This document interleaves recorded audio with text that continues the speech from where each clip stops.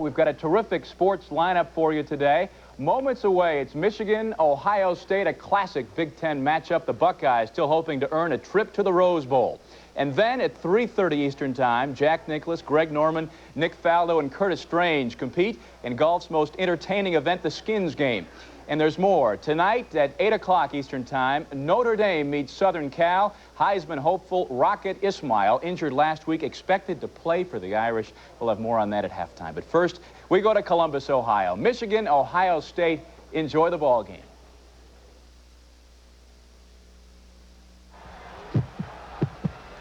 It began in 1951, and it won't seem the same without them.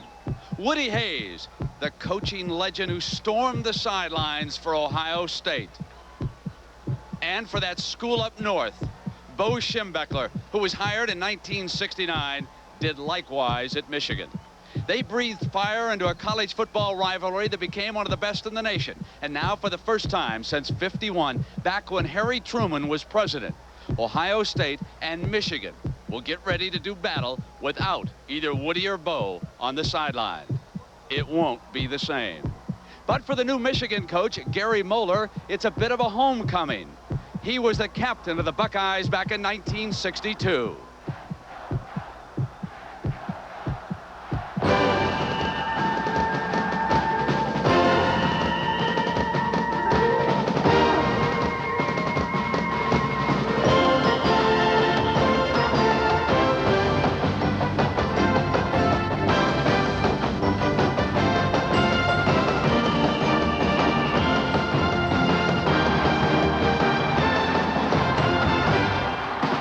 The sounds of 90,000. You are looking live at the Buckeyes in Ohio Stadium, Columbus, Ohio. John Cooper and his team will do battle against the Wolverines of Michigan. Good afternoon, everybody, and welcome. I'm Brent Musburger. The Buckeyes still with an outside chance of getting to the Rose Bowl. They must beat Michigan and hope that Minnesota either ties or beats Iowa. And some news will be made in Columbus this week. The Buckeyes have been red hot. John Cooper's done a marvelous job down the stretch, and the Ohio State president, Gordon Gee, will reward him next week. They will extend his contract. Let me bring in my partner, Dick Vermeil. Dick, I don't think anybody deserves it anymore for the coaching job that he's done the last month than John Cooper. Well, John Cooper and Ohio State Buckeyes have won 5 in a row, and he deserves a contract extension. Where they've improved the most, though, Brent, is on defense. They lead the Big Ten now in giving up the fewest number of points, and offensively, the fine freshman running back, Robert Smith, no longer running like a freshman. And in fact, he reminds me of O.J. Simpson when I saw him running as a young freshman at San Francisco City College. But as Woody would say, that school up north, they come in here favored. How can that be? Well, they should be favored. Heck, you know, they're only 9 points away from being undefeated. A 4-point loss to Notre Dame early in the year. The game could have gone either way. 2 one-point losses in the middle of the season when they were playing without their best linebacker and without their best defensive lineman. They're a little healthier today. Maybe one of the best teams in the country. I can tell you're fired. I'm pumped. Can't wait to see how that Michigan offensive line does against the Ohio State defense. We'll be coming right back to Columbus. ABC's College Football, brought to you by Today's Chevrolet, who invite you to see why more people are winning with the heartbeat of America. By Bud Dry. Why ask why? Bud Dry, for refreshment that's beyond question. By Thrifty Car Rental, because it's your money. And by GMAC, helping America put GM quality on the road.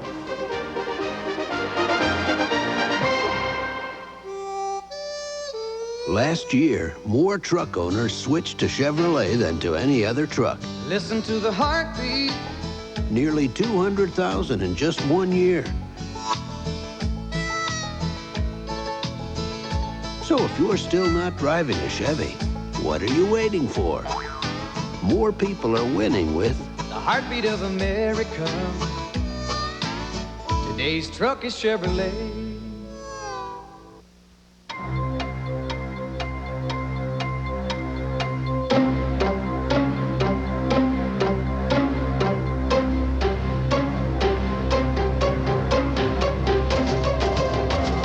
So much to do and so little time, When it's time to finance or lease your new GM vehicle, let GMAC do it right in the dealership.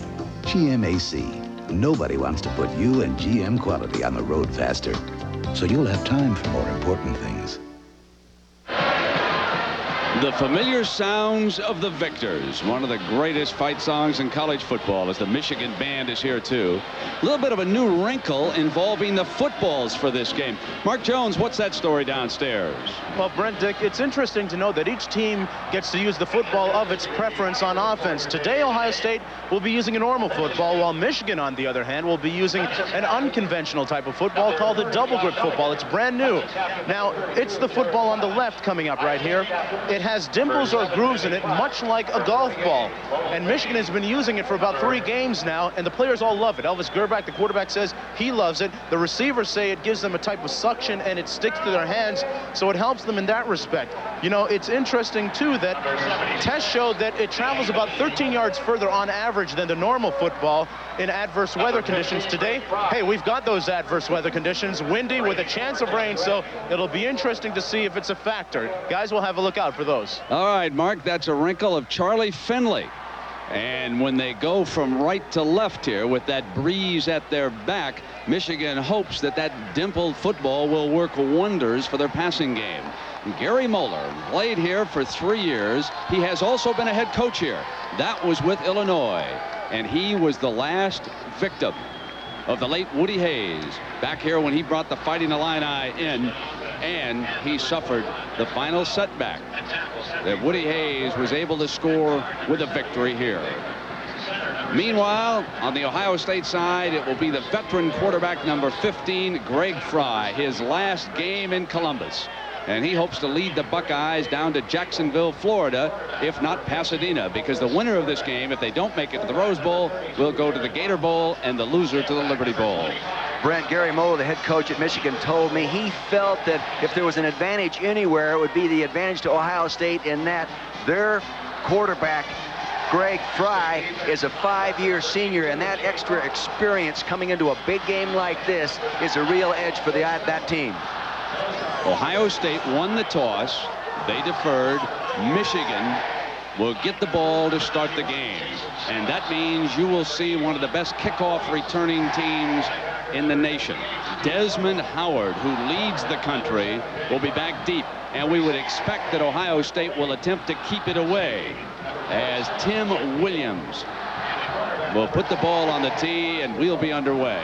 You know, I'm sure they had good reason for making that decision, but I think with Michigan's big physical offensive line, and I won the toss, I'd put my offense on the field first, because right now defensively Ohio State could be playing without Alonzo Spellman, the big 270-pound defensive tackle, and they'll be playing a smaller tackle on Greg Skrepnik, the 325-pounder. I'd want to put that battle off as long as I could.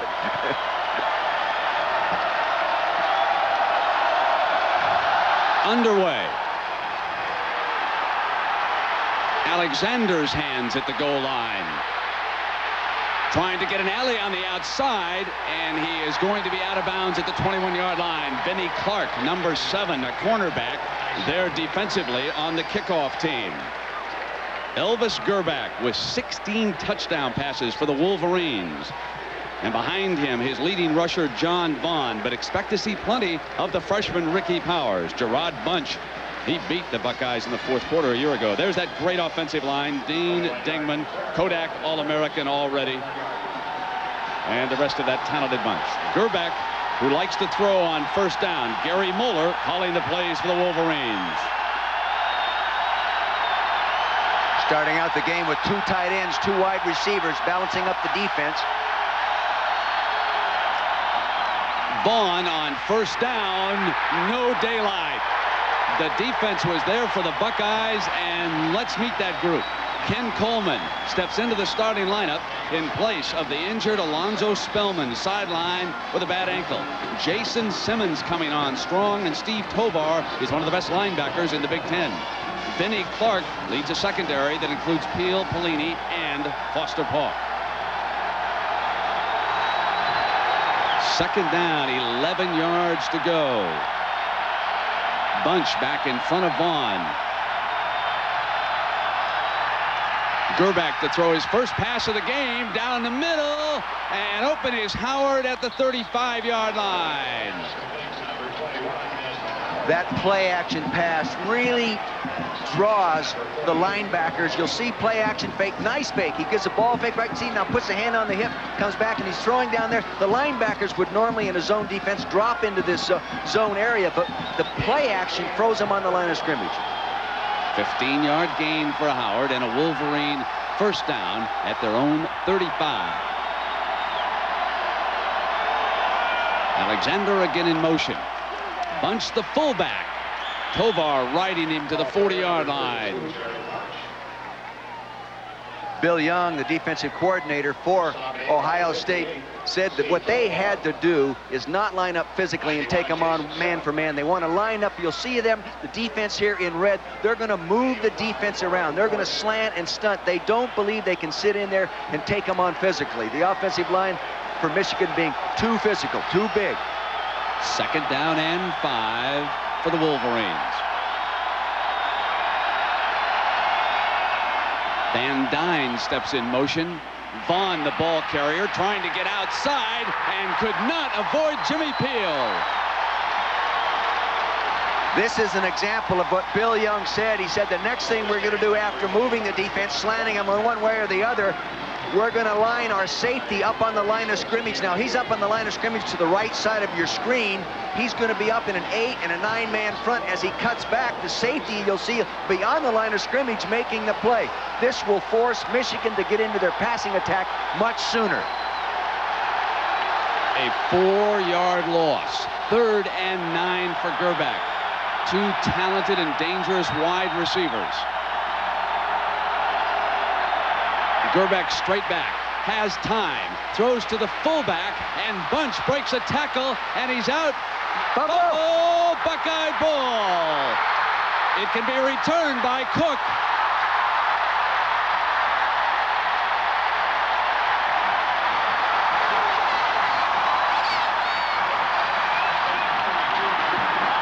The one thing Elvis Gerback normally does, and he did it this time, is he throws the short passes in a position that are easily caught and then easily advanced. See, he can turn and run.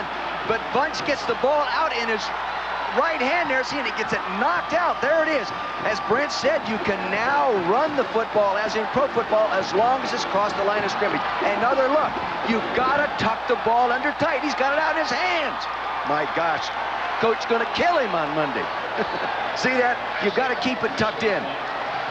Number 48, Mark Pelini, was the defender that knocked it out. Fry and the Buckeyes with the first down at the Wolverine 20-yard line. Graham, the fullback, straight ahead. Eric Anderson, number 37, stepping up at the point of attack, along with 92, Mike Evans. Now behind Fry, here are the skill players for the Buckeyes. Dick has already mentioned Robert Smith, the talented freshman. Scotty Graham, the fullback. Jeff Graham and Bobby Olive, excellent wide receivers. There's the offensive line. Not as dominating as Michigan's, but a great center in Dan Beatty. This is Graham in motion behind Fry. Smith, his first carry. John Milligan, number 30, the linebacker, bringing him down, and we'll meet that Wolverine defense right now. Mike Evans, number 92. He must come along today. Chris Hutchison, also extremely talented. Milligan and Anderson are the inside linebackers for the Wolverines. Otis Williams replacing the injured Trip Wellborn today. Otis Williams is a redshirt junior, so he's had a little playing time. He came in with 13 tackles and 1 sack, 2 tackles for a loss, so he's been in there. I wouldn't doubt to see David Ritter, number 29, replace him early in the ball game. 3rd and 5 for the Buckeyes. Quick pop by Fry, threw behind the receiver. His tight end that time was Likovich, and he threw the ball behind him, so it'll be a field goal opportunity for the Buckeyes. What you're going to see here is a hot receiver principle. They red dogged the inside linebackers, and they went to Likovich as quickly as they could, just try to pop him into that open area. Good adjustment by Ohio State, just threw it behind him. Number 4, Kurt Horstein to hold. Number 50, Jim Borchers at center. Tim Williams will attempt the field goal.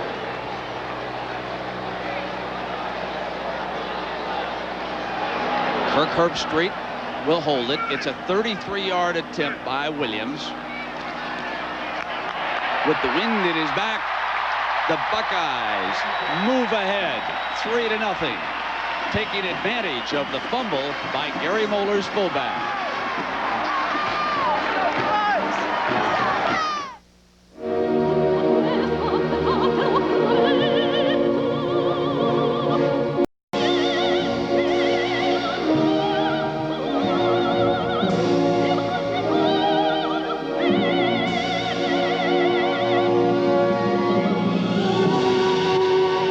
Just a reminder, proper maintenance with AC Delco parts can significantly reduce premature wrinkles.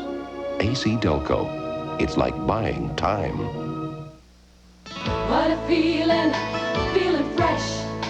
What a feeling, feeling close.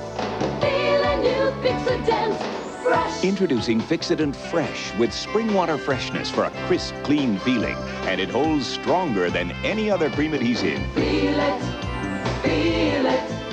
Feeling new Fix-A-Dent Fresh. A fresh new feeling and stronger hold are two new reasons to Fix-A-Dent and forget it. Feel it. College is a tough climb. Joining the Army could make it easier. You can earn money for your education with the Montgomery GI Bill and the Army College Fund.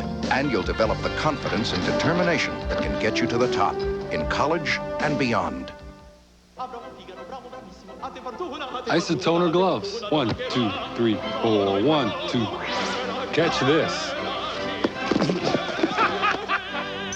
So take care of the hands that take care of you. A tough defense and Jim Kelly's arm have Buffalo hoping for a division crown. But the Oilers have playoff hopes of their own. They meet on ABC's Monday Night Football. 10 minutes and 57 seconds left in the first quarter. The Buckeyes kicking off for the second time in this game. Williams, who put them ahead 3-0. Howard and Alexander are deep for Michigan. He'll kick it on the ground and keep it out of Howard's hands, so a short man will bring it back from the 25-yard line. That's Leggett. Here's what set up that field goal. The fumble in the first pass reception by Jared Bunch is coming out to the left side of your screen. Now you'll see he makes the catch, he turns around and becomes the ball carrier, but he gets the ball out away from, freeze it right there. Look at this. See, he's got the ball out away from his body. That set the tone for the fumble down the field. He's got to get it tucked in right now. It's out away from his body again. See it out there? Too much confidence carrying the ball out there like that. Vaughn and Bunch still in at running back as our referee Tom Quinn now in a discussion with Gerback and also the side judge, getting the lines set on the far side of the field, moving them back just a bit from the sideline. Gary Moeller, the head football coach at Michigan and also the offensive coordinator, said they want to run the ball, but they recognize they're going to have to get the ball in their wide receivers' hands because these guys are the guys that light up the scoreboard. Elvis Gerback, Hines off to Vaughn, and defensively, Greg Smith, the nose man, broke the play up. Gerback is from Willoughby Hills, Ohio.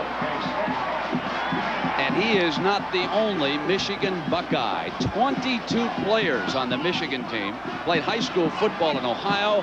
There are some of the more talented ones whom you'll be hearing about here today. Ricky Powers, the freshman sensation from Akron, Ohio, checks in at tailback. Second down and 11 for Michigan. They run the draw with Powers swinging outside. First down, Wolverines, and what a future he has. He really does. You know, I really think he's a better running back than Vaughn, and he's just beating him out. You'll see it's a draw play here. They set, and they want to run more weak. You'll see the defense all shifted strong side here. They give it to him, and here he comes in a nice draw play. See the draw now. He gets the lead block right there, at least 81. A true freshman, and only the third one at Michigan to rush for better than 500 yards. Gerback on first down, throws outside to Howard, and well defended by the Buckeyes as Foster Paulk, number 22, was there. They want to throw their screens. They want to get the ball out in the hands of a Desmond Howard. He's the number 3 receiver in the Big Ten. He's the number 2 receiver in the history of University of Michigan behind Anthony Carter. So you know that he has talent, and he has that great acceleration. You give him a crack, and he takes off. Second down and 10. Howard moves over to the slot. 3 wide receivers for Gerbeck in Michigan. Fake the run. Gerbeck down the middle, overthrew him, almost intercepted. And that was Mark Pelini, who had a shot at an interception at the 30-yard line as Gerbeck overthrew his wide receiver. You'll see what the play-action fake does in freezing the linebackers. Now your receiver comes down and he works into this hole. The linebackers would normally be back in that zone. They can't get there because they have to acknowledge the fake there. See, it freezes him up in there. Now he comes back inside that zone. Boy, there it is. Just thrown a little too high. Should have been intercepted.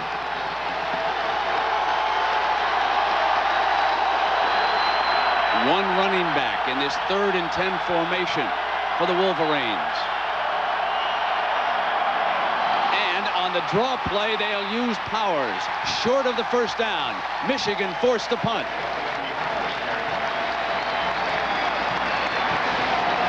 Trying to change up, break Powers with the draw play. Good call on 3rd down. You know that Ohio State's going to be coming after him. They're stunning the defensive line. Linebackers are getting upfield, outside guys, that is. He can't find a big enough crack to get the yards. Eddie Ascona into punt, and the Buckeyes practiced all week in trying to storm Ascona. They're going to come after him. I think they'll rush far more than they try to return because they've only had 7 returns against Michigan all year. He lets the coverage unit get down. Not many of his punts have been returned this year. And he puts Ohio State inside the 20-yard line. 8:27, the official time in the first quarter. Ohio State leading Michigan by a field goal. Every time you hear your furnace start up, it's costing you money.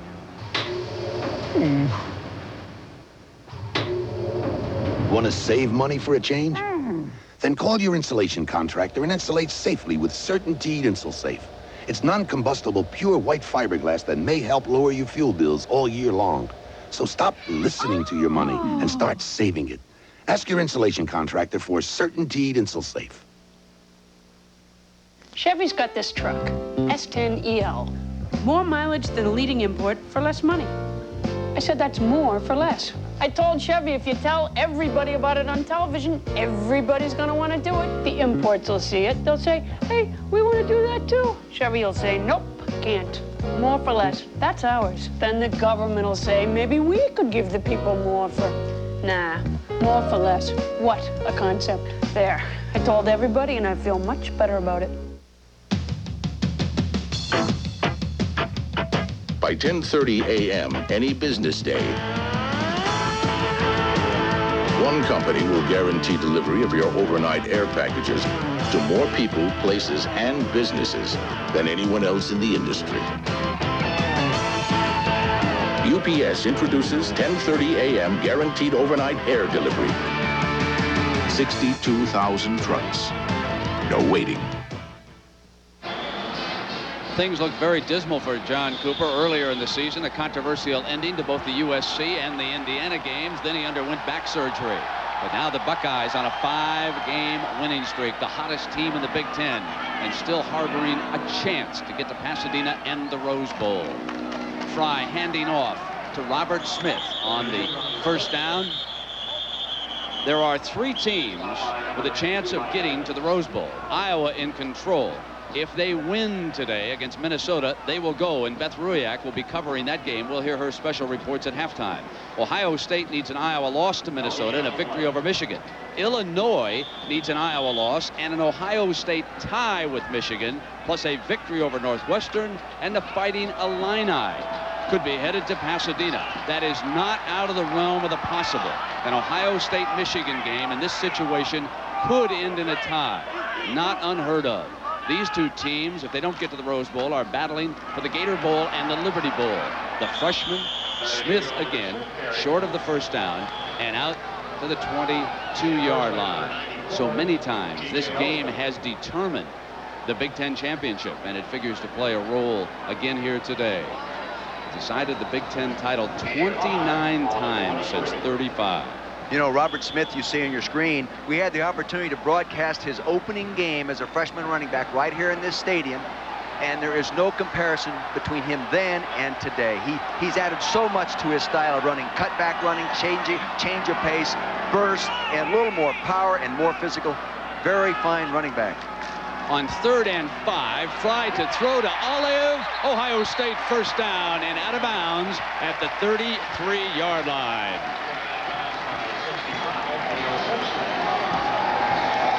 What you see here is just a possession down out pattern. See the corners playing back off. I'm sure that he audibled to it. He's just going to take advantage of that. To get help, that linebacker has to drop underneath a little flatter, not quite so deep. Brian Stabline is the wide receiver out to Fry's right. Graham to his left. And he'll throw on first down. Great play fake. But a little time, Wolverines close back in, and it's incomplete. That was Mike Evans in pursuit of him. He wanted to come out there on a naked, faking one way, and come out there without any offensive lineman in protection. But Michigan did a real good job in discipline. Jeff Graham and Bobby Olive, these two wide receivers do a great job. Bobby Olive listed as 185 pounds, but I'll guarantee if he weighs that much, he's got 4 pair of shoulder pads on. I saw him in the locker room yesterday. He's got to be 160 pounds at the best. His hairdo makes him much faster. 2nd and 10. And it's Graham bursting to a first down across the 45-yard line, where Veda Murray, the free safety, brings him down after a 13-yard bolt. This is a very clever play. What they do is they fake the old counter trap play over here, bring the back to Phil. Now they run the drop back pass draw off it. Very clever, very clever. Instead of running the counter trap, they're running a draw play with it. Very well conceived by offensive coordinator Jim Coletto. He played tailback against Michigan in last year's loss to the Wolverines. Michigan has won 4 of the last 5 games between these two rivals. Fry with time. Incomplete. Through high. And Lance Dotton smashed into Olive. Bobby Olive made a catch like that 2 weeks ago against Iowa, but that Lance Dotton wasn't there. Boy, did he belt him. Again, play action. Now watch the faking of the quarterback back there. He does a real nice job. Sets up. He's looking either for the post or the square in pattern. He goes for it at its highest point. He's actually dropping the ball before contact. And yet, that young man, Bobby Olive, a walk-on, no scholarship. He earned a scholarship. He's come up the hard way, has had a great year and made those catches in the past. Today, he drops one. His helmet decorated with those Buckeye leaves, indicating superb performances throughout the course of a season and a career. Fry changing the play up at the line of scrimmage. On 2nd and 10, Smith, the ball carrier, and he gains 3 or 4 yards before T.J. Osmond, number 94, tackles him. You know, when a wide receiver takes a hit like that, they don't need a Buckeye leave. They ought to give him a Congressional Medal of Honor. Oh, that hurts a bit. I'll tell you, and you've got to go back in that area when you're called upon later in the game thinking, I wonder if that Dotton is still around.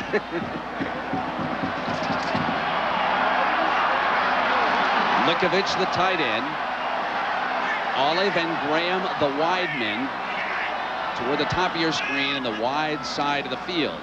Fry will roll in that direction. Throws to Olive, who is all alone for another Ohio State first down.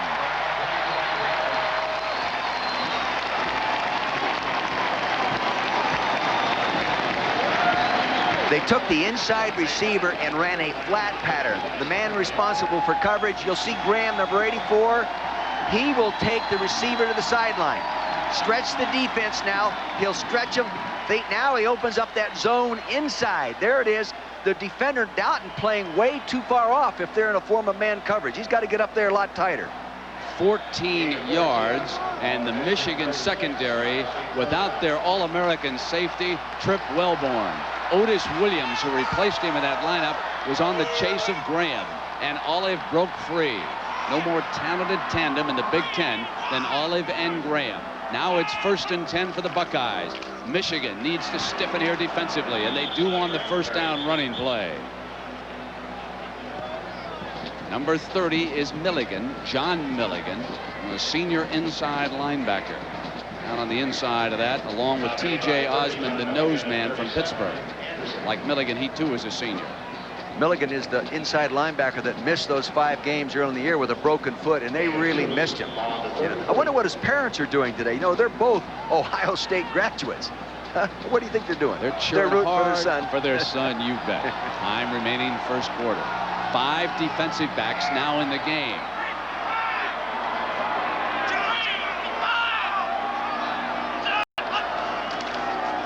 Here's the toss to Robert Smith across the 30-yard line before Mike Evans brings him down. We have a flag down. I think it's holding on OSU. Yes, it is. The veteran Tom Quinn, Lorenzo Clemens, his umpire, made that call. Well, coming up tonight, it's more college football here on ABC, a special primetime matchup. Lou Holtz and the Fighting Irish against USC. How will Todd Marinovich do tonight against that Irish defense? Should be a great game tonight. 8 p.m. Eastern Time. Keith Jackson and Bob Greasy will be calling that action for you.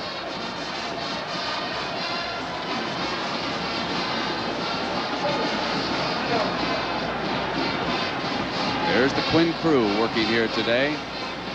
The same crew we had last week in Iowa City.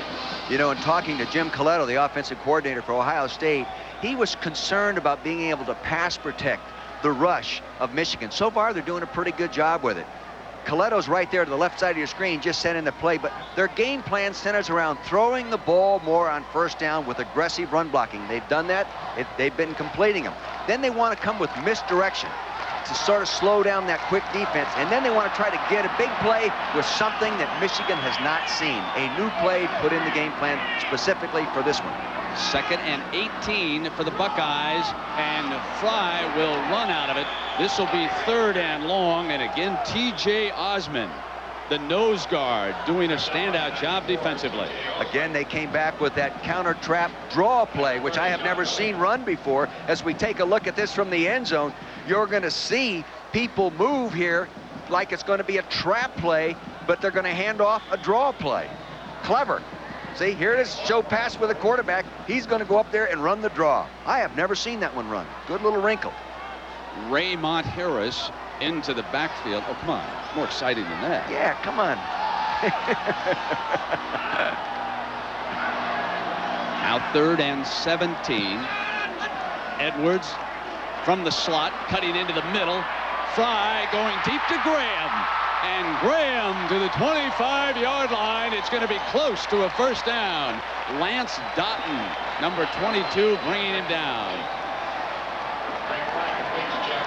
Ohio State did a real good job of picking up the pass rush stunts, including a linebacker this time. You'll see a running back step up, and there comes Eric Anderson, 37. He's picked up there. Now there's a hole in the middle of the defense, and he gets him the ball. Graham is leading the Big Ten in average yards per catch. It's coming back. Illegal procedure was called against Ohio State. He called it. Illegal procedure on the offense. Only 6 men on the line of scrimmage. Repeat the down. I didn't recognize that from up here. Can we see that? Here's all 22. Let's see. There's 5 guys. I don't know. I can't see it. Maybe it's the angle. The officials have a better seat than we do. The wide receiver down toward the bottom of the screen was back off the line of scrimmage. The lineman on the Ohio State sideline, right close to Coach Cooper, saw that he was not up on the line of scrimmage. They had only 6 men. You could barely pick it up. Now it is 3rd and 22. He must have had a yardstick with him.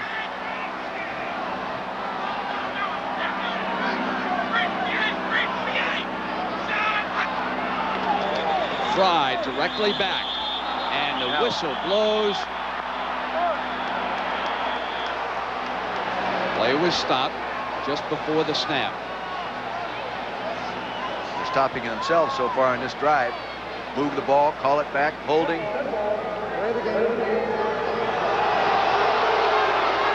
Mistake. Most of the time, a delay of the game penalty is not the quarterback's fault. It's the coach's fault for not getting the play in soon enough. Actually, the clock was stopped prior to that snap. So the play came off the bench too late.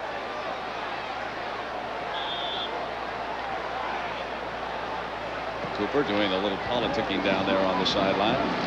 Ohio State has dominated the first quarter, but they only lead it by a field goal. They've had this breeze at their back. 2 minutes and 28 seconds to go now. And Fry will run Smith. Smith across the 45-yard line, and Ohio State will punt. His own offensive lineman got in the way. Nichols, number 63, is a big offensive lineman. The one thing you've got to do is keep moving. Don't stand still. You've got a good running back coming up your back. Get out of the way. He's running over his own guy.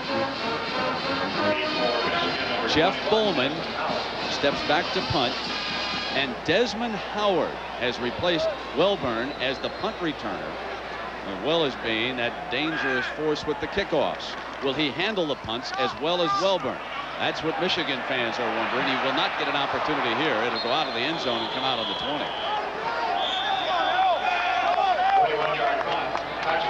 Ohio State 3, Michigan nothing, and timeout in Columbus. Why do women always know when you're not telling them the whole story? And why do they always change plans at the last minute? And why do we keep putting up with them? Why ask why? Try Bud Dry. It's cold filtered for smooth draft taste and dry brewed for no aftertaste.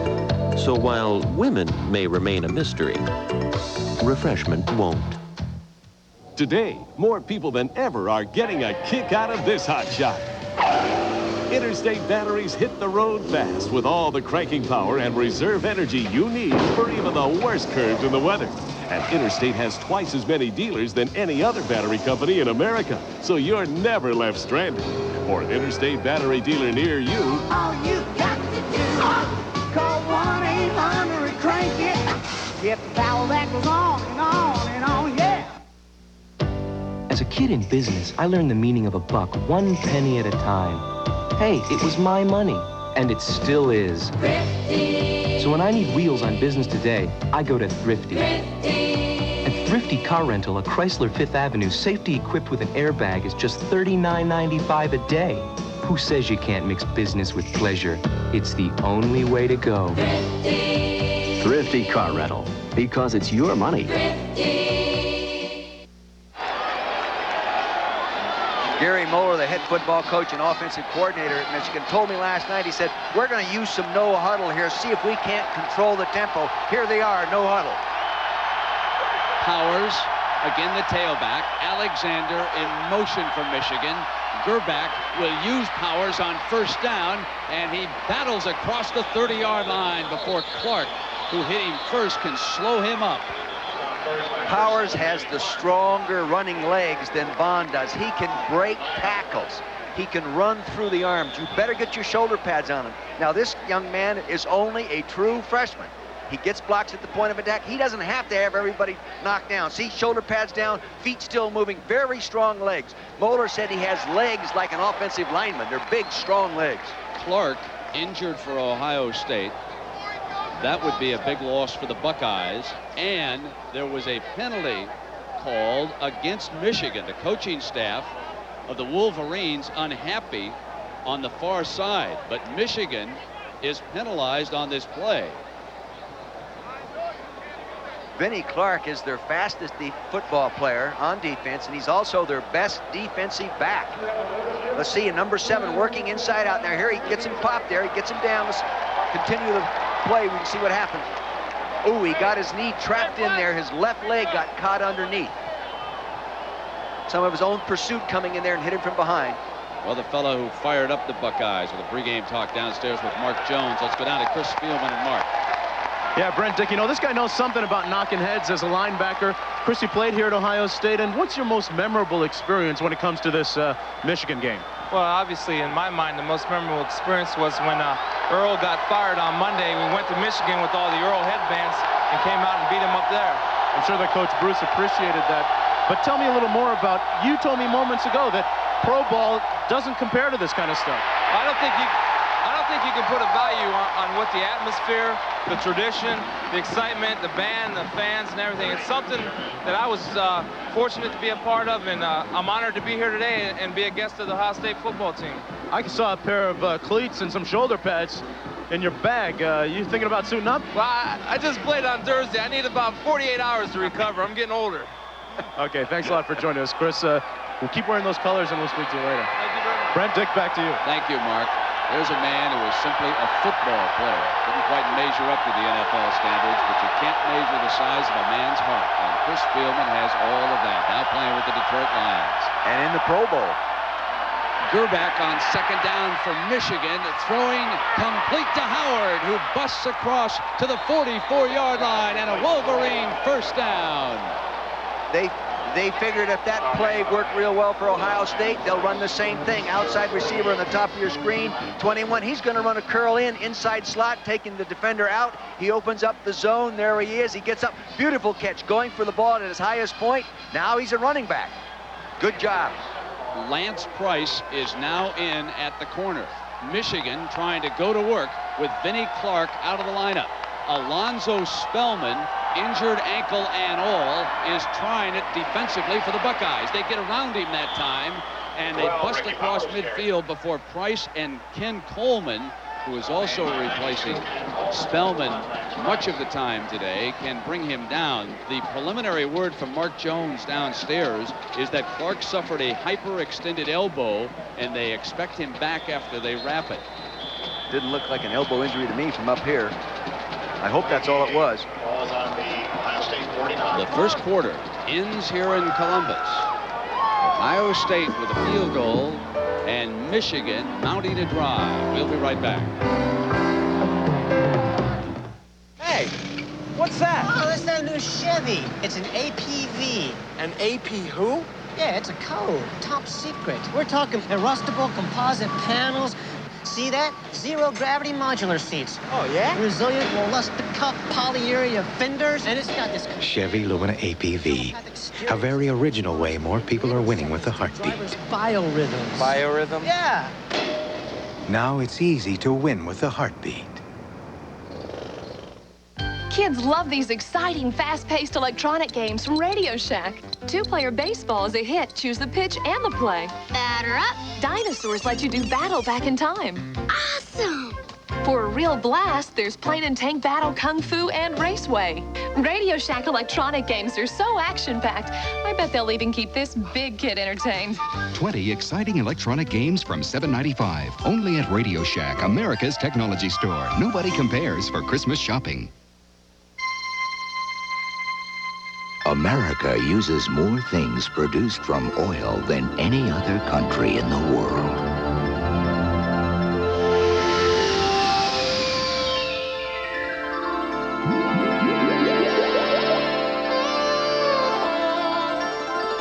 BP produces more domestic oil than any other company in America. BP. When you're all stuffed up and use an ordinary nasal spray, it drips into your tissue where it can't help you breathe. But not Sinex Ultrafine Mist. Its medicine stays where you need it, so you can breathe the way you want to. We don't drip down, we clear up. I'm polite. Anybody else want to live? Civilized. Here is a relationship that works. Eddie Murphy, Nick Nolte, another 48 hours. Now on video cassette.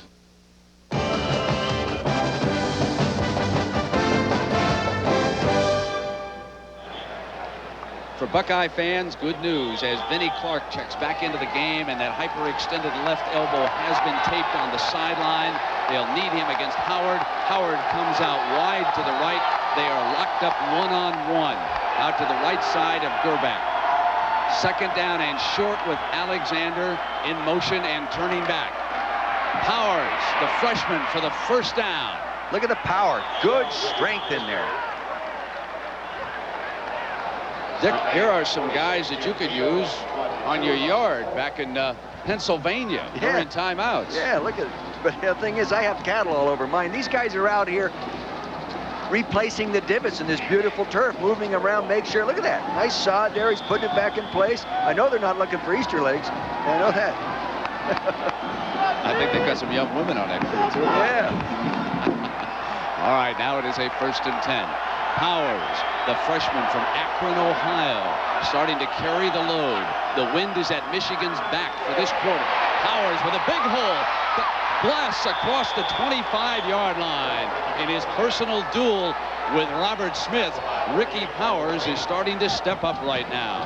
Tom Doring, number 73, the big offensive left tackle right here, comes off and gets a great base block. They're all coming off pretty good, but he gets the point of attack just nailed, gives him the nice run. He's blocking on big Alonzo Spellman, number 99, who is playing on a sore ankle. Nice block by Tom Doring. You'll see what I'm talking about. See, he just drilled him, knocked him right out of there. Look at the power in this young man's legs. 5 carries, 52 yards, and he'll get a breather. Bunch is the lone running back. The Michigan fullback checks in, and he'll be the ball carrier. And he carried Greg Smith with him for about 4 yards that time. Greg Smith has been a pain in the neck to these people the whole first quarter. He's really quick, that nose guard position. He bounces around. He's a very bright young man. Academic All-American this year. He's been academic All-Big Ten a couple times. A real smart young man and a real quick nose guard.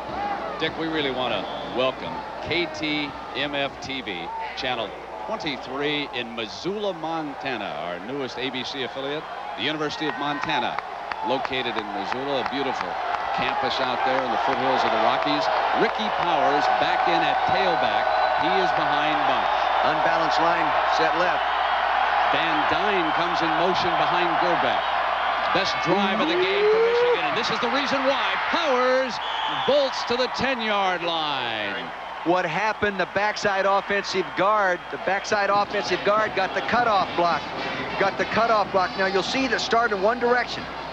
All right, now watch him cut back. He's not going to run at the point of attack. Defense is pursued, he gets back, and all he needed back there was one good block, and he got it from his offensive guard, Dean Dingman, number 78.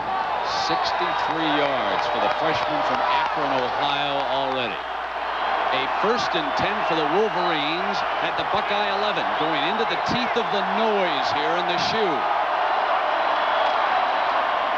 Powers cutting back. Penalty marker is thrown as he continues to battle before Steve Tovar, number 58, brings him down. Coach Moeller likes to throw the ball down in here because everybody looks at their big offensive line and they stack up down there and they really get their defensive butts up in the air and come across the line of scrimmage. And I wouldn't be surprised to see him start throwing it down in here. Here's big Alonzo Spellman right here. He takes a little early move. He's playing on that left ankle that's a little bit sore.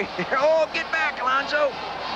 He's a little too big to get back quick enough. He got back all the way to Cooper's bench. They just took him out. I'll tell you, Spellman he didn't play last week. He hurt his ankle 2 weeks ago in the Iowa game. Couldn't play last week. But he's learning to play with a little pain, which is good for him. That's what football does for you. You know, there's going to be a lot of days and later in life when you got to get up and go to work and you don't feel like it. I knew there was a reason why I didn't like playing the game. Well, you coaches, you mushburgers are all I like, I'll tell you that. You wanted to say it. No, but it is good for a kid. There are a lot of times he's going to not feel like wanting to go to work in the morning. He's going to have a cold. His wife's going to be nagging on him. And he's still going to have to get up and go to work. Now, the penalty moves the ball to the Buckeyes 6-yard line. 1st and goal for Michigan. It's Bunch. Stopped at the 5-yard line. Jason Simmons, number 91, hitting him first. Inside the 20-yard line, behind Gerbeck, the Wolverines have scored 30 touchdowns in 43 possessions plus 7 field goals. That's outstanding execution inside the 20. When you look at 30 touchdowns, that's what really, I think, measures efficiency in your offense. You can score the field goals, yes, but getting the 7-pointers in there is the critical thing. It shows good coaching. It shows good game planning. Double tight end formation. Powers is the lone running back. Alexander and Howard are the wide men. A tight end may break free in this formation. And it'll be Powers at the 4-yard line. He's stopped by Tom Lease, number 81. Hit first by 81, Tom Lease. Tom Lease is a hospitality management. He was not very hospitable, whatever that word is at that time. Was it? Here he is, filling the hole just like he's supposed to, working off his block, moving inside out, careful not to overrun the play. I think Bo Schembechler sent in that play. Oh, I don't think so. He might like to, though, I'll tell you that. There's no way he's ever going to turn off the fire that he had inside him. Here's Coach Cooper. 3rd down. Michigan can get a first down inside the 1-yard line without scoring. Gervach calls a timeout. You know, I'm surprised they haven't gone to the no huddle down in here and try to loosen up that defense that way.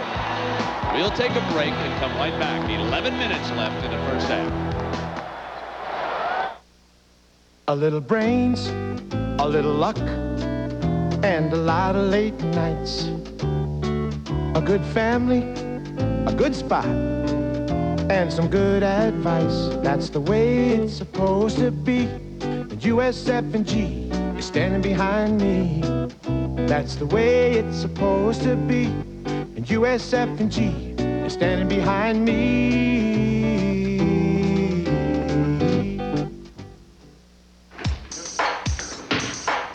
I'm Mike, Paxton brother nobody knows. Who is that guy? I'm Mike. We all shave with the same razor, Slim Twin disposable. Slim Twin. Slim Twin. It's got a narrow head. Like Mike. I'm Mike. Yeah, so you can shave hard to reach places. Men prefer the Schick Slim Twin over Good News. The Slim Twin disposable reaches every place on every face. Guys? No autograph. Heard. From Schick. Not long ago, one of the first Lumina sedans was bought by a family of 5. They said they liked the gas mileage, all the room it had, and they liked the price. Since then, the Lumina sedan has quickly become the best-selling new car name in America. Apparently, a lot of people are winning with the heartbeat of America. That's today's Chevrolet. Now it's easy to win with a heartbeat. Nicholas, Norman, Strange, Faldo. A classic tournament comes to a new home. The Skins Game on ABC Sports today. And Jack Nicklaus is hoping right now that the Buckeye defense of his can hold Michigan on 3rd and 2 at the 3. I'd like to see him go ahead and put the pressure on the big offensive lineman, give him 2 downs to make the first down or touchdown.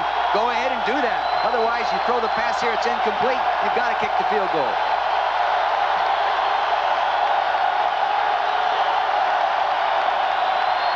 It's Powers. Breaks free, and he'll be down at the 10 as big Alonzo Spellman hit him first.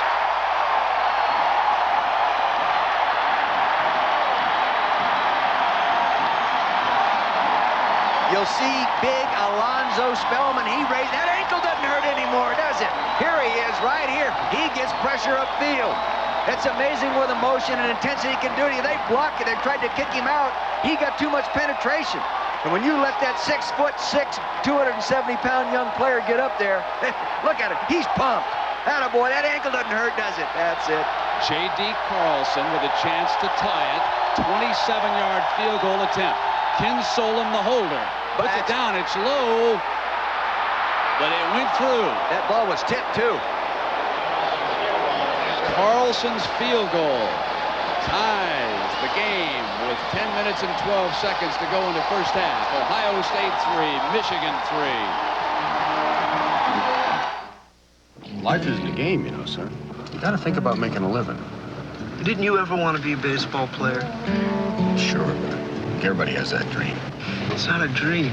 You know, there's a lot of competition out there. One day, the most important thing in your world could be your tires. That's why Goodyear engineered the Invicta GS to help keep you in touch with the road. You all right? I'm fine. Of course, I'd be proud to have a ball player as a son. We like to say the best tires in the world have Goodyear written all over them. Pan Panasonic presents a new breed of smooth operator. The new Smooth Operator rechargeable razor unites the old-fashioned closeness of a warm, wet shave with the convenience and no-nick comfort of an electric. Don't try this with any plugged-in razor. Smooth Operator wet-dry razors from Panasonic. Smoother than you ever thought you'd be. The Chevy Corsica has better aerodynamics than a Porsche 928 and a gas-charged independent front suspension, which helps you hold the road. Corsica also has a new user-friendly interior, which helps you hold the most important things. It's a very comforting way more people are winning with. The heartbeat of America, that's today's Chevrolet. And now it's easy to win with an efficient new Chevy Corsica. Ohio State scored first after Michigan fumbled the ball away. Williams kicked a 33-yard field goal. Now with Spellman stopping Powers for a loss of 7, Carlson kicks a 27-yarder. Deadlocked at 3, and Michigan to kick it off. High and short, Dante Lee at the 12. No alley, and almost does cough it up. He put the ball down, but Ohio State jumped on it and saving the day with Coleman Wallace knocking the ball free. Number 85 for the Buckeyes. Cedric Saunders all over it. Here's that big play defensively. Dean Dingman was going to pull here and come over and trap. Freeze it there. What happened, the defensive lineman, Spellman, got up too far. The fullback going for here, the tight end here, he just decided to turn up inside. The penetration broke the play. That was not what they wanted to do. Good defense by Spellman. Raymond Harris is the tailback behind Graham. The fake to him, fly on the roll, hits Scotty Graham. Down at the 16-yard line with Lance Dotton, and they are coming right after Dotton. There's a penalty flag thrown again on the far side of the field. Too many penalties on Ohio State so far in this ball game.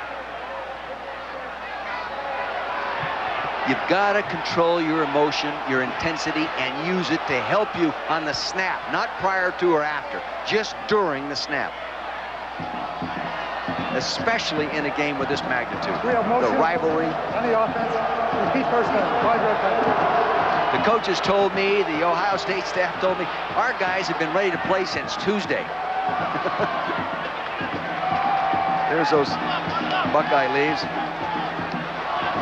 I started the season wearing that visor, but then it rained and they played in bad weather a couple of times, and he was bothered by the moisture. Since then, he has taken the visor off, and after beating Iowa on that last second pass to Bobby Olive, he'll probably never wear that visor again.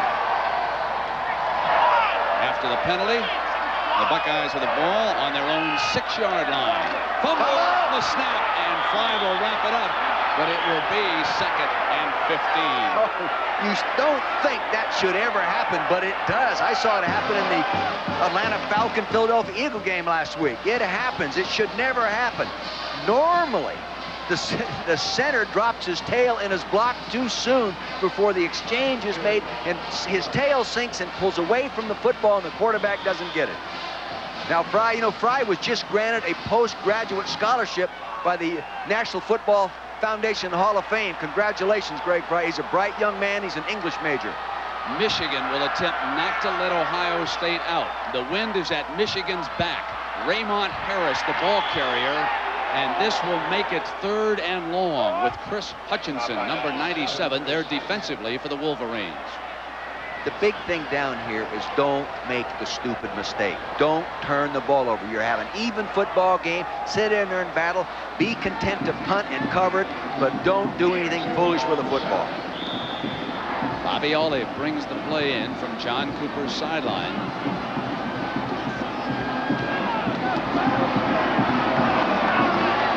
Lloyd Carr, the defensive coordinator, told me, he said, Dick, I'm really concerned about their skilled people.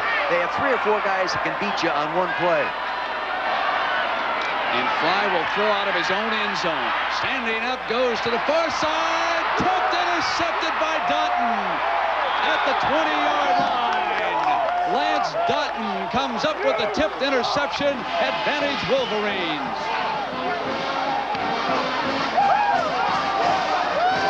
That's just what I was talking about. Don't make the mistake. They did it. They're trying a vertical stretch pattern with play action, faking, holding the linebackers, taking the slot man now, and throwing back across the grain now, trying to lay it in the seam. It's there, he just throws it too high. It's batted in the air, and there's Lance Dutton picking off his 5th interception for the year. Don't turn it over down in that area. Good job of defense. First turnover by Ohio State. Michigan turned it over early. Young cornerback who came up with his 5th interception of the season. 1st and 10 for Michigan. Gerback hands to Powers, and it was Alexander on the reverse. Alexander trying to cross them up as he did me, getting inside the 20-yard line with Jason Simmons there defensively. Well, Alexander's one of those quick kids. He's run 2 reverses already. Hasn't made many yards with them, 14. Faking in there to Powers. He flips it back here. He's coming around. But good defense by Lease. Good defense by, that's number 22, Foster Pope. Good discipline holding the defense over there. The backside defense staying at home for the Buckeyes. Wide side of the field to Gerback's left. Powers, the lone running back in this formation. Van Dyne in the slot. It's Powers behind the left side, and he blasts his way to the 12-yard line. The talented freshman keeping the pressure on with Steve Tovar bringing him down. I just keep giving him the ball. Don't get fancy. Keep giving him the ball. With those strong legs, I kind of believe he's the kind of guy that just sort of picks up tempo, picks up energy as he goes and gets running better and better and better. That was coming into the game, but Robert Smith, who was used much earlier in the season than Powers. Because of the way Vaughn started, Powers did not get much of a chance. But here this afternoon, it's all Ricky Powers. 62 yards in 9 carries. Here is his 10th carry. And down at the 13 with Tommy Lease making a nice stop for the Buckeyes.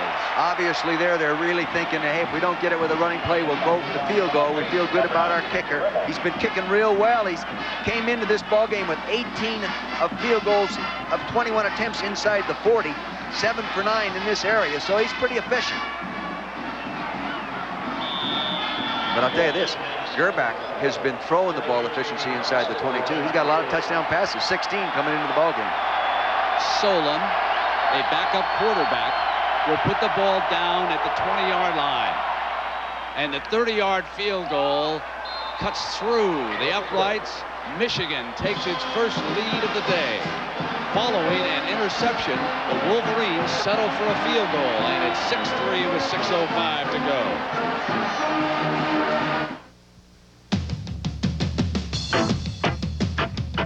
By 10:30 a.m. any business day, one company will guarantee delivery of your overnight air packages to more people, places, and businesses than anyone else in the industry. UPS introduces 10:30 a.m. guaranteed overnight air delivery. 62,000 trucks. No waiting. Sometimes, without any warning at all, cars and trucks quitting before their time, before their owners get the most out of their investments. Maybe they don't know about AC Delco, a full line of auto parts designed with proper maintenance to help your car or truck last. Maybe they should. AC Delco. It's like buying time.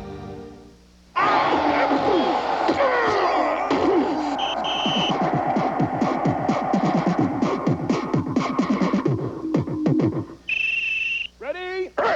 10, 29, hot! That's right. Hey, I can imitate almost anything, but no one can imitate the pump. The original, the pump. From Reebok. Frequently on Michigan-Ohio State Saturday, we get nasty weather, but not today here in Columbus, Ohio. It's a beautiful Saturday afternoon. Is some wind, which will be at Michigan's back. They lead for the first time J.D. Carlson with 2 field goals on the afternoon, a 27-yarder and a 30-yarder, and it is 6-3. Lee and Robert Smith back deep, and now Robert Smith with something to prove, and they will not kick it to him. It'll be Lee at the 7. 15. Spins out to the 22. And a reminder that coming up next on ABC Sports, golf's most entertaining weekend. Jack Nicklaus, Greg Norman, Nick Faldo, Curtis Strange go shot for shot. The Skins game moves to ABC. They're going to play at one of the toughest courses in America, PGA West in La Quinta. It was designed by Pete Dye, and golfers everywhere dream of going out there and playing a round of golf, and today you'll get a chance to watch the Skins. I played out there. I burned up the course. Burned it up. And then you got to the back 9. No, I got off the first tee. First and 10. Fry off a fake. Throws to Graham coming out of the backfield, and Graham is short of the first down. Well, Mark Jones, what's going on with the defensive unit of the Buckeyes? Well, guys, defensive coordinator Bill Young just told the defensive unit that we got to be nice to the officials. He was really stressing that because so far Ohio State has been penalized a lot more than Michigan has in the game. He also added, guys, we have to stay close, which reiterated what the coaches told us yesterday. They got to be in it come fourth quarter. Guys? Yeah, well, he's had penalties going against him. He says, don't yell at those guys. Don't get mad at them. Just give them respect. Call them sir, in fact. Second and short. Smith getting the first down before T.J. Osmond can stop him at the point of attack. Robert Smith with 25 yards in the game so far for the Buckeyes. These Buckeye fans are something. We're driving over here this morning, and we tried this restaurant. They opened up at 6 o'clock. What they have, what was the sign? 6 o'clock. Suds and eggs. No, it was something else. What the? Come on, Tubbs, come up with that. It was really good. Kegs and eggs. 6 o'clock this morning. Needless to say, we drove right to the arena. As Fry working the option, keeps it, and comes across the 42-yard line and close to an Ohio State first down. Linebacker John Milligan there defensively. This is a play they have not run this year. It is a trap option. Now they're going to pull a lineman a trap. He'll come down the line of scrimmage, and watch him make the little fake that fakes out the defender. He comes down. See, there's the trap block. No, freeze it right there. See, just free right there. He gave him just a little token fake. Up he goes. Upfield he goes. Good job, Greg. And he's really not known for his option ability. Baseball player here during the spring at Ohio State, even though he's a senior football player, says he'd like to give baseball another shot with the Buckeyes. Some feel he may have a minor league future. Raymond Harris trying to get the first down for the Buckeyes, and this is going to depend on the spot as to whether or not the Wolverine offense is going to get the ball back. There's defensive, offensive coaches here talking about the problems being presented by Ohio State. That would be a shocker if Kentucky stuns Tennessee. Those poor folks down at the Sugar Bowl, they don't know who's going to be coming to town.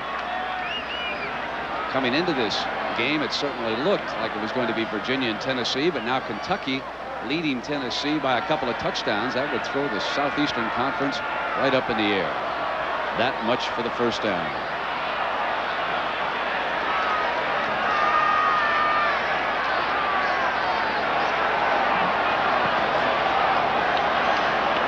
Scotty Graham, the fullback at 220 pounds, is the kind of guy you'd like to give him the ball in this situation. He's been banged up a little bit this year, but he told me in the locker room yesterday he really felt healthy, and he thought he'd be ready to have a real good ball game. He had 977 yards last year, only 225 this year. Of course, with the addition of Robert Smith to the backfield, he just doesn't get to carry it as often either. Needing inches for the first down. A broken play went the wrong way. Breaks it for a first down. I'm just telling Scotty Graham what a good job he's going to do in short yardage, and he goes the wrong way. You'll see this coming from the... You'll see that the running backs go this way on the option. The quarterback goes this way. Somebody made a mistake. Let's watch the blocking. The running backs went the wrong way. The fullback. Scotty, you blew it. I know Greg Fry's smart enough to go in the right direction. He just got that postgraduate scholarship. A first down for the Buckeyes. Ball on their own 46-yard line. They trail Michigan by a field goal, 6-3 here in the first half. Fly off a pump fake, going deep, incomplete.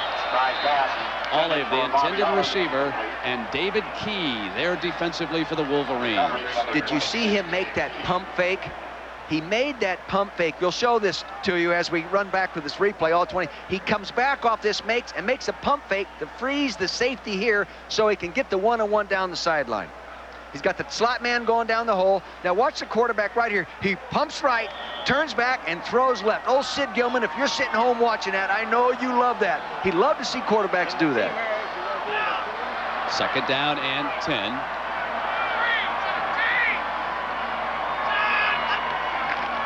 Fumbles it, picked up by Robert Smith, and he's buried at the 45-yard line by John Milligan. Take a look again, see if we can see who's at fault. Going back, he takes it back nicely. The ball, the fullback. The fullback and the quarterback bumped into each other. The fullback coming either a little tight or the quarterback opening up a little too flat, one or the other. This is not a well-oiled offensive machine as Scotty Graham comes off to the Buckeye sideline. Maybe that's a sign Fry's going to turn it all on in the fourth quarter like we've seen him do so many times. 3rd and 12 for the Buckeyes. Ball on their own 45-yard line. Fry straight back. Avoids the pressure. Throws down the middle to Graham, complete at the 36. Given that much time, Graham simply worked his way free. You can't give anybody that much time. You'll see he gets back there. The linebackers drop out. They have a stunt going on up inside. It's picked up nicely. Now he's flushed. He gets back outside. Presence of mind now to set up, look downfield. There's Graham working in the zone. Again, experienced players. A 5th-year senior throwing to a senior. He settled down in the zone. He didn't run through it. Good job by Ohio State seniors. Jeff Ellis in at tight end for the Buckeyes. Scotty Graham, number 35, back in at fullback. He is no relation to Jeff Graham, the talented wide receiver. Graham steps in motion, and they hand to Smith, looking for daylight outside. Swings to the outside, and he's inside the 25-yard line before Veda Murray gets him out of bounds. Smith's best run of the game. You want to see a nice block by an offensive lineman. There were a couple of them. Alan Klein, number 67, an honor student coming out of high school, shows he is more than just a smart guy. Watch this block coming up in front of you right there. A knockdown pancake block. He pinned him. Nice job by Alan Klein. Here's the big Klein boy. You know, he's just been moved to that starting left tackle spot. He was rotating with Roy Nichols, number 63, and they moved Roy Nichols into the guard position. Got them both on the line of scrimmage. Raymond Harris is the fullback in front of Smith. 7 carries for 40 yards for Smith, and on the draw play, up the middle and across the 20-yard line. Well, coming up at halftime on the Prudential Halftime Report, Corey McPherson will take us through today's college football schedule with scores and highlights, and Beth Ruyak is in Minneapolis and will report on the Iowa-Minnesota game, which kicks off a little later, and Keith Jackson will preview that Notre Dame-USC game coming up later tonight. That's all coming up at halftime on the Prudential Halftime Report here on ABC. 2nd down and 7. Harris and Graham now the running backs as Raymond simply moves back to the tailback spot, and Smith will take a break. The option, the pitch to Harris. Harris across the 15-yard line before Murray can bring him down. See, this is the new offense they haven't run this year. They're trying to get a big play out of the running game with the option. You'll see him take the ball, fake to the fullback, come down, and when the defender comes to take him, he'll flip it out here behind the blocks of the 2 slot people, the wide receivers. So he gets the fake inside, he takes it to the linebacker, now he flips it out to him. See, pretty quick what they're going to do is they'll take that pitch and let the quarterback keep it and nail him because he is not a running quarterback. First time you see it, though, this is what you're disciplined to do. Go ahead and force the pitch. The measurement leaves them that far from a first down. The Buckeyes inside the 20-yard line here today. And for the season, they have 26 touchdowns and 7 field goals in those 47 possessions. Not quite as efficient as Michigan in terms of touchdowns and the number of times inside there, but still doing a good job. But I really think Ohio State's best football has been played over the last 5 weeks, and those statistics measure the whole season. Ohio State grinding the clock down here in the first half. Only a minute and 15 seconds to go.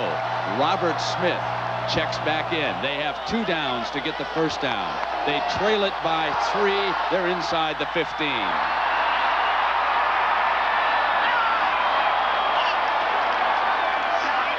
Harris. Good defense. And he was got by Milligan. It'll be close. Last week, the first series, they recovered a fumble. Ohio State did, and they got down in this area, and they ran an option, a different style option, and they fumbled the thing and gave the ball away. They better not do that again today. Oh, Michigan would like them to do it.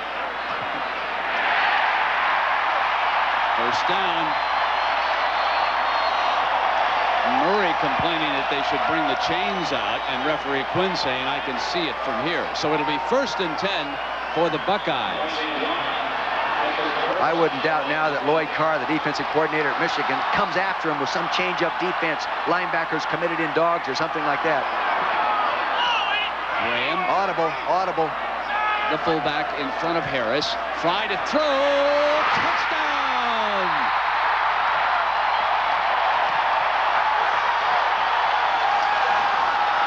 Greg Fry to Jeff Graham. 12-yard scoring strike.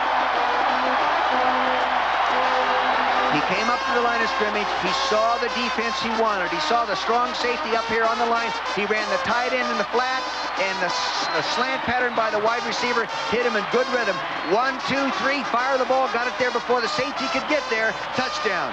See, if you're going to play that coverage without safety help, you've got to get the corner, in this case 22 Dotton, playing him inside. He was not getting inside help, or at least he didn't get there fast enough. Ohio State scores the first touchdown of the afternoon. Herbstreit puts the hole down for Williams. He adds the extra point. Buckeyes 10, Michigan 6. Inside of a minute to go here in the first half.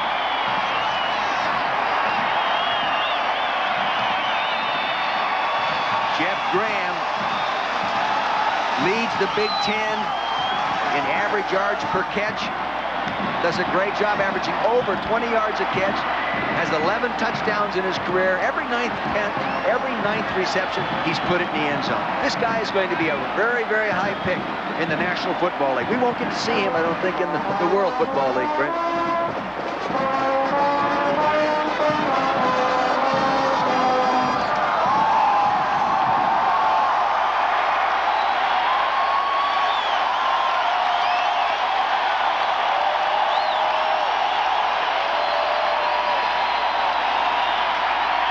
Decision time for Williams and the Buckeyes as to whether or not to put it in Desmond Howard or Derek Alexander's hands with 44 seconds to go, or to kick it short.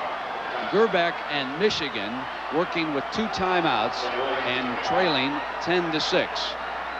I'll tell you, they don't want to kick off to these guys because, like you said earlier, Desmond Howard leads the country in returning kickoffs. #1 in the Big Ten, #1 in the nation, averaging 29.5. He's returned a 95-yarder for a touchdown versus Michigan State.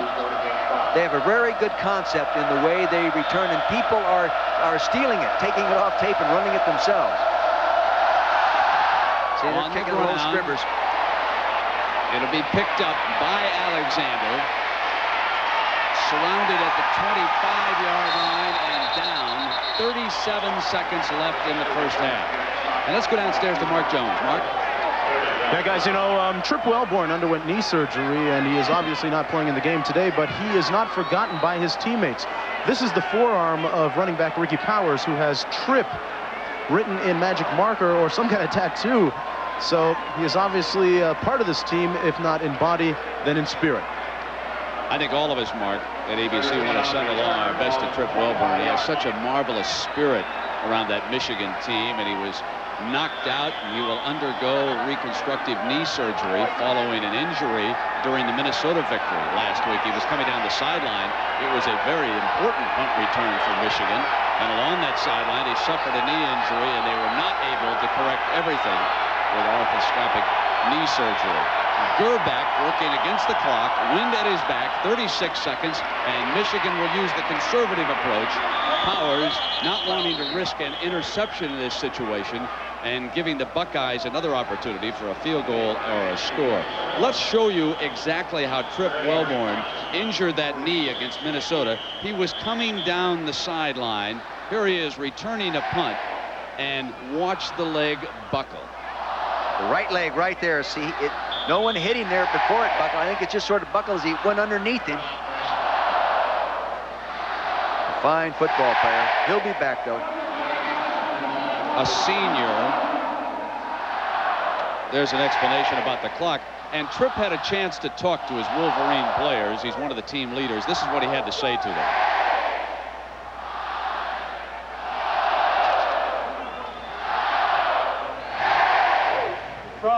Trip. Hey, all right, everything's gonna be all right with me. But the only one thing I want you to win the last game, man. It's my last game, and I want everybody to come through for me, all right? Now, I'm not an emotional guy, y'all know this. Y'all just gotta do it. Thanks for the day. Thanks for the day. 1, 2, you know what to do. Hail to the victors, valiant. Hail to the conquering heroes. Hail, hail to Michigan, the leaders and back.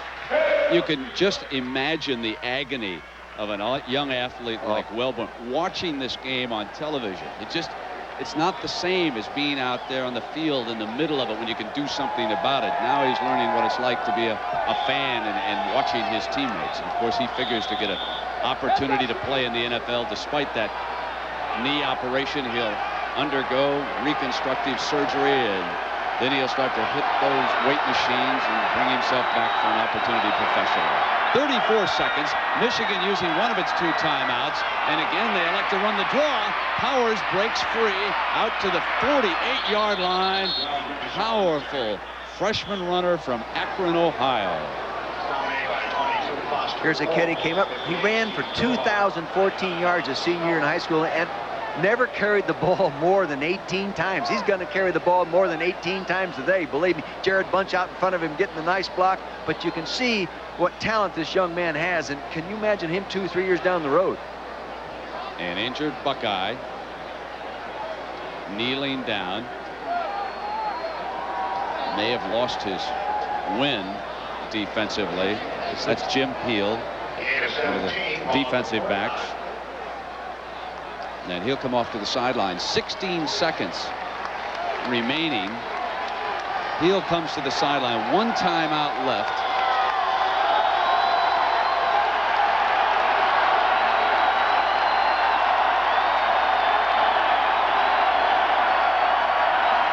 Gerback looking over at Howard, who is double teamed. He rolls to the right, checks Alexander. Now he's going to throw back to Powers.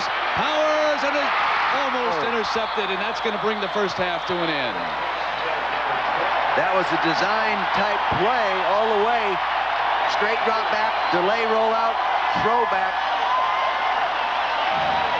Ohio State leading Michigan at the end of the first half, 10-6.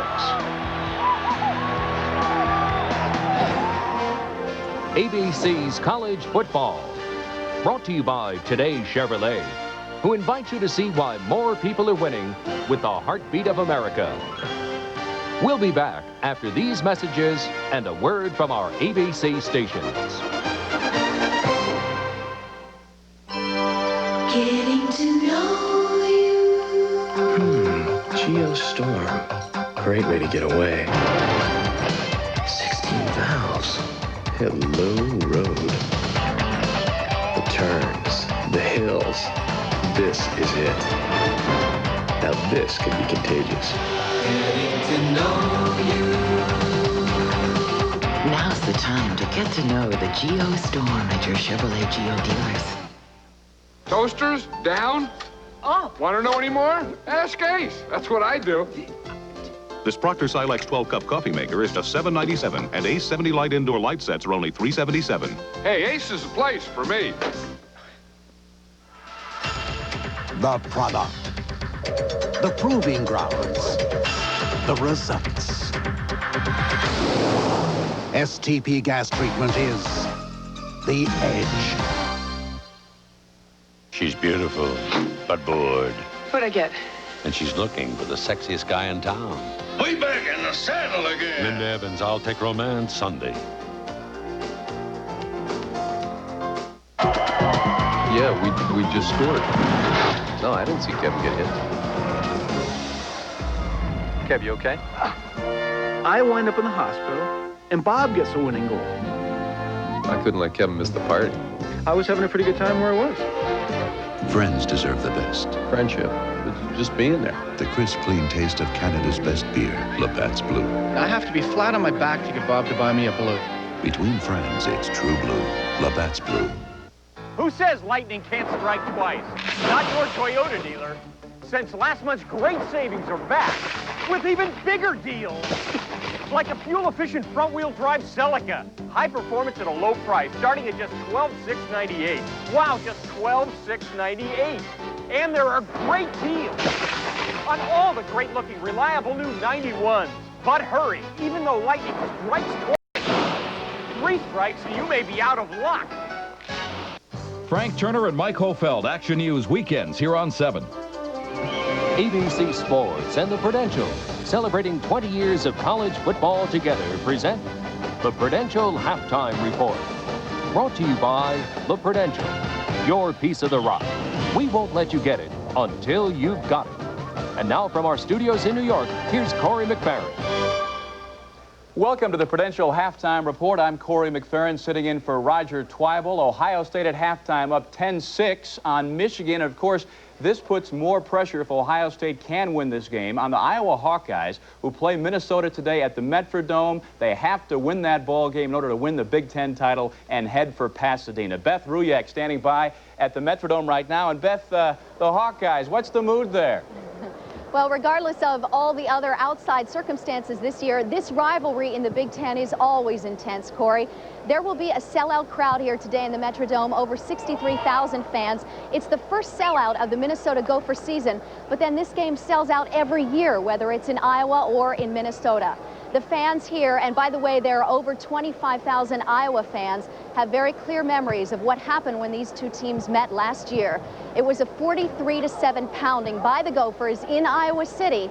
And an hour ago, as the Hawkeyes and their coach Hayden Fry arrived, we talked with the coach about the meeting of the teams last year, which became his worst loss in his Big Ten career. Hopefully, everyone realizes this is not last year's team. This is a completely new ball club, completely new chemistry, and thank goodness, a lot better success. What is the difference between last year's team and this year's team for you? Well, basically a year of growth and maturity. This ball club took some knots on their head last year in a learning situation. They've grown up, matured, and they've been playing outstanding football. Is there any intimidation in playing Minnesota because of that 43-7 score last year? I don't think so at all. In fact, we just want to get Florida Rosedale, our bronze pig trophy, back in Iowa City. He's been cold and hungry up here in Minneapolis. So which is more of the motivation today, going for the Roses or going for a win over Minnesota? Well, the big thing, if we defeat Minnesota today, we win the Big Ten championship, and that's always the primary effort of the Big Ten teams, because if we win the Big Ten championship, then we automatically get an invitation to the Rose Bowl. And football just flew in at our camera, but a little bit more about what Coach Fry had to say about this new Hawkeye team that the Gophers are going to be seeing. He says he has consistency in his quarterback that he didn't have last year. He has a star running back, Nick Bell. He also has, he says, a group of team players that realize they don't have to be seniors to be leaders. So he's looking for another bit of history to be made here today. The Hawkeyes went to the Rose Bowl in '82 and '86, and depending, Corey, on the outcome here today and the circumstances with Ohio State, Michigan, it could be the Rose Bowl 1991. We'll be here as the game continues and follow up with post-game reports also. Okay, Beth, thank you very much. Catch that football next time, will you? We'll let you know what happens to the Hawks and Gophers as that game progresses this afternoon. Let's talk about Kentucky and Tennessee in the SEC. Look at this score, 14-7 right now. Kentucky up on Tennessee. Kentucky could help derail Tennessee and their Sugar Bowl chances as Tennessee is trying to win today down by a touchdown. We go to TCU and Texas A&M at College Station. TCU, after winning 5 straight ball games, trying to avoid a 5th consecutive loss. A&M up 14-0. The Aggies bound for the Holiday Bowl. And Michigan State trying to close strong again this year. They're up 7-0 on Wisconsin in the first. Listen to these fabulous finishes. For 1990, already 4-0 as they close out the campaign. Last year, finished up at 5-0 in '88, 6-0. So George Perlis knows about fabulous finishes at Michigan State. To the Big Ten, battle for the old Oaken Bucket, Indiana and Purdue. That score is 7-0 Indiana. Hoosiers need the victory for a Peach Bowl berth. And Temple and Boston College, this ball game scoreless. You make it 3-0 now. Temple early in the first. One of the great rags to riches stories in all of college football. Last year, Temple 1-10 on the season. This year coming in 6-4 on the season. Now, Division I AA playoffs, we have some scores for you. First of all, Central Florida and Youngstown State. It's 10-0 Central Florida. That ball game in the second quarter. UMass, William & Mary up by a 17-0 count as they try to go to 10-2 on the year. And Georgia Southern, they've been to the finals 3 of the last 4 years. They're up on the Citadel by a score of 7-0. And we'll have more on the Prudential Halftime Report in just a minute. We'll go to break now. We'll have a look at the ABC Sports Board.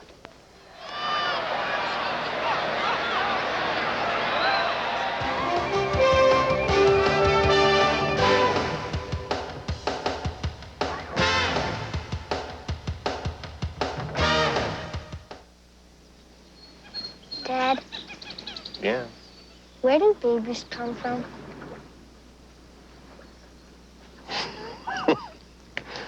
Well, son, it's like this. Under specific ovulatory circumstances, a male-female interface may generate an incipient life form that over a 9-month time frame displays incremental growth prior to an eventual... There are some things in this world you just can't explain with a lot of fancy talk. Determine certain outward characteristics. At the Prudential, we believe your life insurance policy is one of them. That's why our agents want to be sure you've got it before you get it. So you understand the advantages of an annuity? Sure. Maybe I should just run over that bit again. Your piece of the rock. We won't let you get it until you've got it.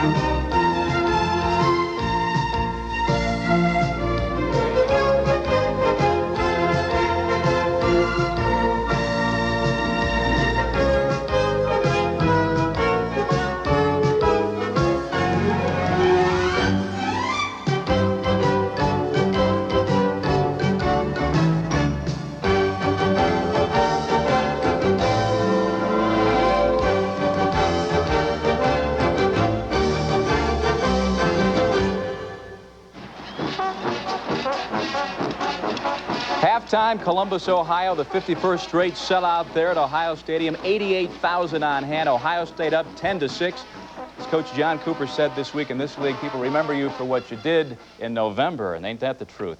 Reminder, today at 3:30, following that ball game, it's the Skins game. Faldo, Strange, Norman, and Nicholas go after it. And then tonight, don't forget, 8 o'clock Eastern Time, Notre Dame's Fighting Irish against the Southern Cal Trojans. Southern Cal trying to stop a 7-game losing slide against the Fighting Irish. And, of course, the big question surrounding this game, would Notre Dame's game breaker, the Rocket, Ismail, be able to play after re-aggravating his deep thigh bruise last week in the Penn State game? Keith Jackson spoke to Lou Holtz yesterday. The world wants to know condition of Rocket. He is not full speed. We did bring him on the trip. He is able to jog. He will not start in a football game. I would say by kickoff time he will probably be 75 to 80%, but as you've witnessed him, that is amply good enough to make a difference in a football game. Does it mean you might use him at a particular position, like a wideout only, instead of using him on kick returns? Well, the thing, we don't ever want to jeopardize his future because it's such a great one, but by the same token, he does have 5 weeks to get healthy after this football game. So he's going to know what kind of football we're playing with when the game's over if he stays healthy. So the Trojans will have to contend with the Rocket, even at 75%. That's a big worry. Let's check out some college basketball scores from last night and from today. First of all, the preseason NIT here in New York. Arizona in a marvelous second-half effort, defeating Arkansas 89-77, two of the best teams in all of college basketball. The consolation finals in this tournament, Duke over Notre Dame 85-77. And out at the Maui Invitational, Indiana has defeated Northeastern by 100-78 margin. That freshman sensation, Damon Bailey, makes his college basketball debut for Indiana, scoring 5 points, 6 assists, commits 5 turnovers. Loyola Marymount in that same tournament, defeated by Santa Clara 100-93. Iowa State, a winner over Chaminade. Johnny Orr wins the 400th game of his college coaching career. Syracuse defeating Toledo. Billy Owens, 11 points and 16 rebounds. And we go to Alaska, the Great Alaska Shootout. Virginia barely beats Siena by 3 points. New coach Jeff Jones, his first victory as a head coach at Virginia. Nevada losing to South Carolina by a 2-point margin. It's UC Irvine clobbered by UCLA. Look at the score, 134-101. All-time UCLA scoring mark achieved in that game. And also Alaska Anchorage 70-58 over Texas Tech. Now this afternoon, the tip-off classic at Springfield, Mass. LSU and Villanova, that ball game just about to get underway. Now, a reminder, next Saturday, ABC's college basketball coverage gets cranked up. It's the Big Four Classic from the Hoosier Dome in Indianapolis, beginning at 1:30 Eastern Time. Look at these games. Indiana, Louisville, followed by Notre Dame and Kentucky. Again, next Saturday, the premiere of ABC's college basketball. We'll be rejoining Brent Musburger and Dick Vermeil at Columbus in just a minute. First, though, we talk about the great plays in the history of the Ohio State-Michigan series. Let's check out one of them now in this Prudential Halftime Report. ABC Sports and the Prudential celebrating 20 years of college football together. 87,000 at Ohio Stadium as Bo Schembechler's Wolverines put their 10-0 mark on the line against Woody Hayes and the Buckeyes. Third quarter key play, freshman Archie Griffin gets the handoff. Here's Chris Schenkel. There he goes. So long. Ohio State touchdown. The Buckeyes win the battle for the Rose Bowl, 14-11 the final, and Archie Griffin, of course, would go on to become the only back-to-back Heisman Trophy winner.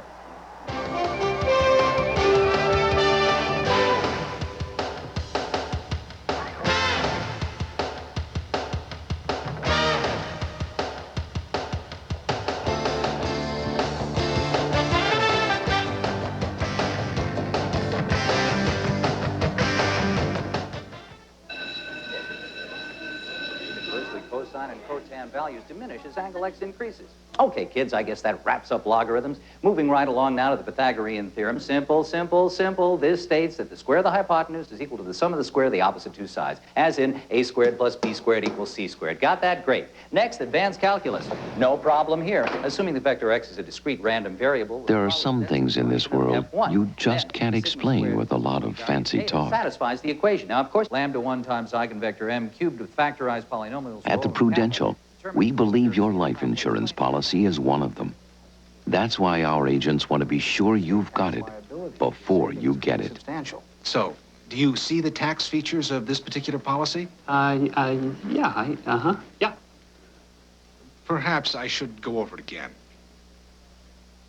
Your piece of the rock. We won't let you get it until you've got it. I want to go back to Ohio State, to old Columbus town, to the stadium to hear the band, by far the finest in the land. I want to go back to Ohio State, to old Columbus town. I want to go back, I gotta go back to Ohio, Ohio, Ohio. The hills stand back and cry, we're here to do or die. Ohio, Ohio, we'll win the game or know the reason why. One of College football's greatest rivalries takes the field as Notre Dame battles the Trojans of Southern Cal. It's a primetime showdown tonight on ABC Sports.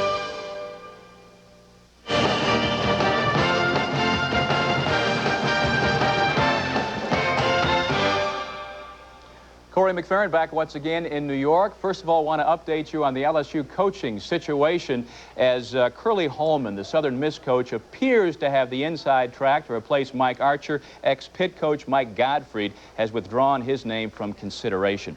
Now, about an hour away, maybe 50 minutes away now from the Iowa-Minnesota kickoff. We'll keep you informed throughout the afternoon. Right now, let's head back to Columbus, where Ohio State has a 10-6 lead on Michigan. The Prudential Halftime Report has been brought to you by The Prudential, your piece of the rock. We won't let you get it until you've got it. One of the great traditions here at Ohio State, dotting the I. And for the Michigan game, it'll be Cardiff Hall from Troy, Ohio, the tuba player, coming out with the band major. Here he is. Take a deep bow, Cardiff.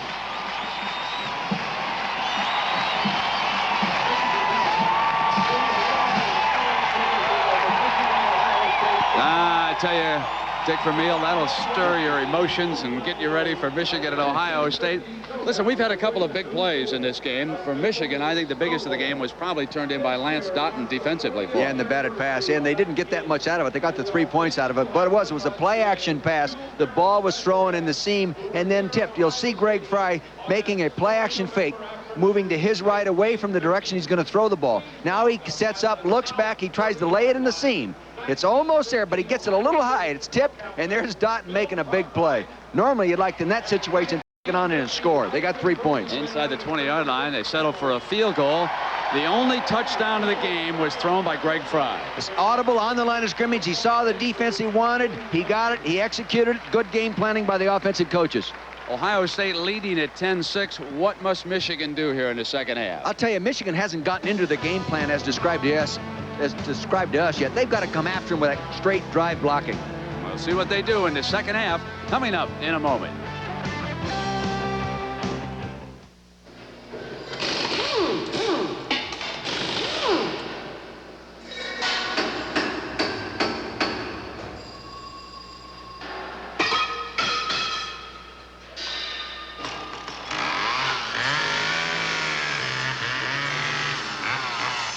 There is an easier way to fix your car.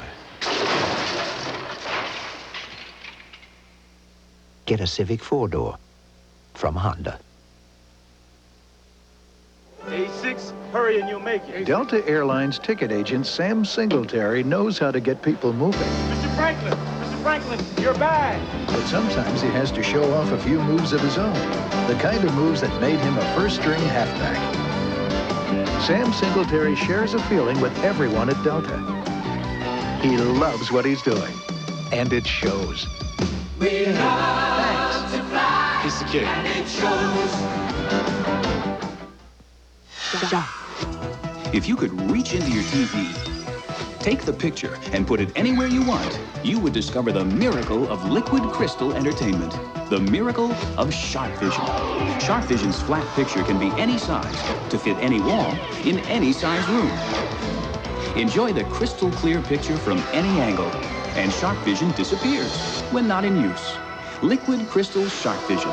Big screen entertainment designed for your home. Los Angeles, 1997. Crime is the #1 industry. As bad as things are, they're about to get worse.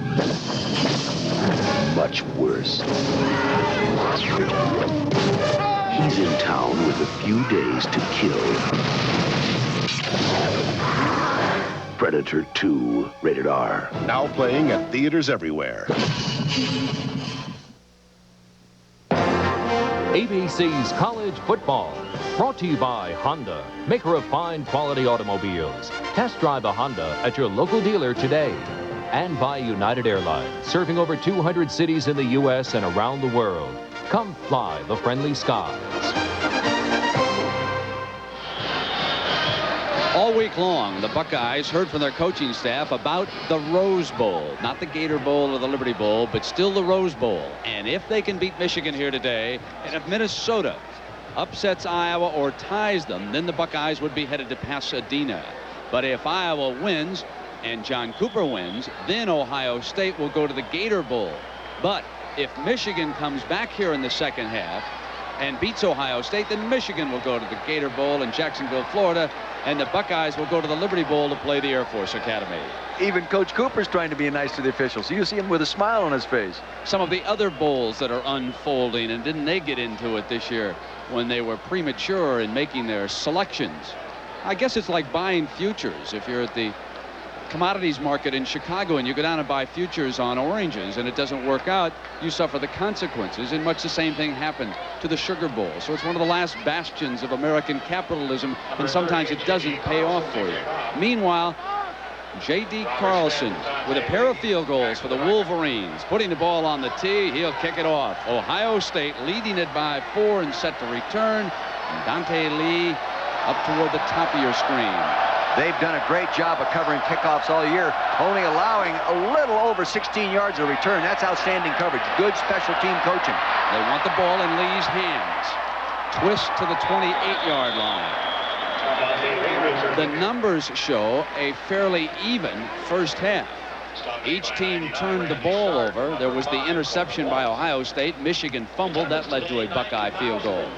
Yeah, they've been almost identical. I don't think Michigan has gotten untracked with their overall approach to coming into this ballgame. They wanted to throw the ball, they wanted to run weak side, and they wanted to use the no huddle. We've only used the no huddle one time. We've got to give some credit for Ohio State. Maybe have taken them out of their game plan a little bit. The wind will be at Michigan's back for the third quarter. Thus, Greg Fry and the Buckeyes will get it for the fourth. Regardless, Fry on the first play from scrimmage of the second half hits Olive for a Buckeye first down. Corwin Brown there defensively for Michigan. Bobby Olive, smart receiver, play action pass. He comes down and starts. He wants to run a zone corner pattern across the area here. He sees it plugged. He reverses and comes back out and settles down. Good read. See him now, watch him come in there, play action pass. He sees the defender stopping up in there. He turns back. He finds that little hole in the zone. Intelligent receiving. Stabline carries the play in for Ohio State from the sideline. He replaced Olive. Graham, the wide receiver to the left, and the Buckeyes go to the air game. Oh, in the middle to Robert Smith inside the 35-yard line before Corwin Brown can make the stop. Good execution. They crossed the tight end underneath. They crossed the tight end underneath that drew coverage and attracted people. You'll see him cross from the right to your left. You'll see Big Ellis cross there. There he is. See, he sets up, he draws coverage. Now here goes the halfback down the seam, and they don't throw to him often, but when they do, he's very effective with the ball in his hands. One of the places where they will miss Wellborn is after the catch. Trip Wellborn with great speed and running down a wide receiver. Raymond Harris and Scotty Graham are the running backs. Harris, the tailback.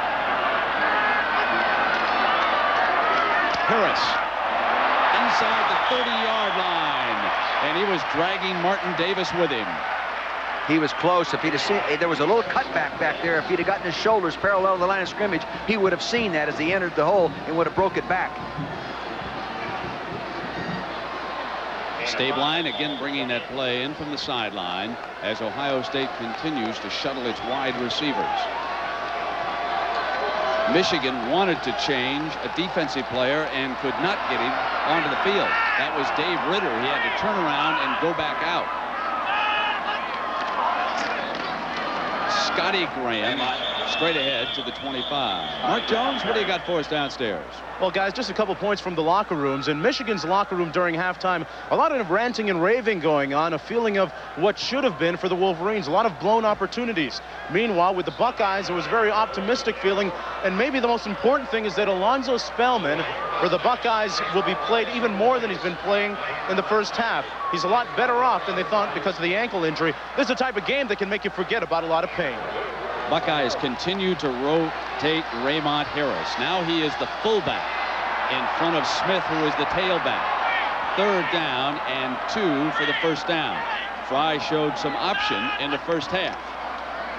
The fake to Smith under pressure. He throws to Harris, who dropped it. Incomplete pass. He had real pressure in his face. He did a good job of getting up. And that's the first time I really can remember bringing the linebackers out there to force him quickly. You'll see now, watch him fake. Now listen to this. Martin Davis getting a lick on him for the Wolverines. This will be 4th and 2 with Williams setting up to kick the field goal. Herb Street, the holder. The ball will be put down at the 33, so it'll be a 43-yard field goal attempt. He's 1 for 1 from that distance this year. Herb Street, a quarterback, to handle the snap. Gets it down. Long enough. He's got the 3 points.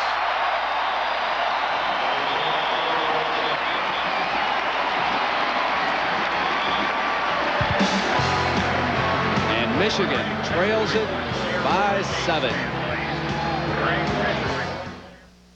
There was magic in that ballpark. We both felt it. Dad handed me his Minolta Maxim 5009. Clark digs in. Bulldog into his windup. No snapshot camera is this special because Maxim has it all. Telephoto zoom for detail. Ultra-fast autofocus. Lucky shot, rookie. Even built-in flash. Wow. Experience the magic of Maxim. Only from the mind of Minolta. Heard from an old student. Remember Brian McKenna? Smart kid. Good ball player. Great hands. Where's he going to college? He's not. Too bad.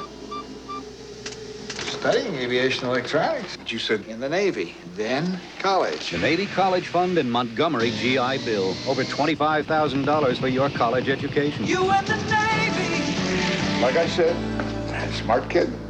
Full speed ahead.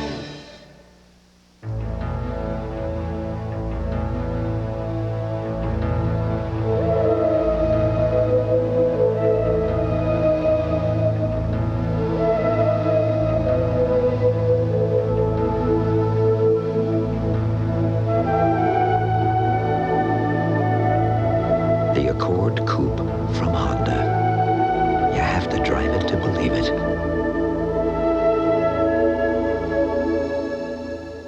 One of college football's greatest rivalries takes the field as Notre Dame battles the Trojans of Southern Cal. It's a primetime showdown tonight on ABC Sports.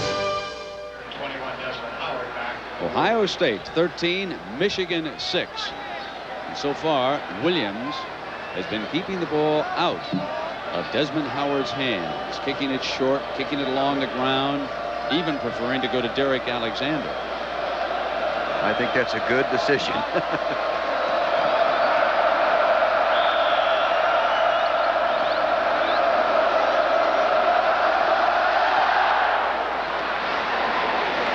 Alexander at the 15. Across the 30. Bolts past the 40. Crosses midfield. And holding on the back of the jersey.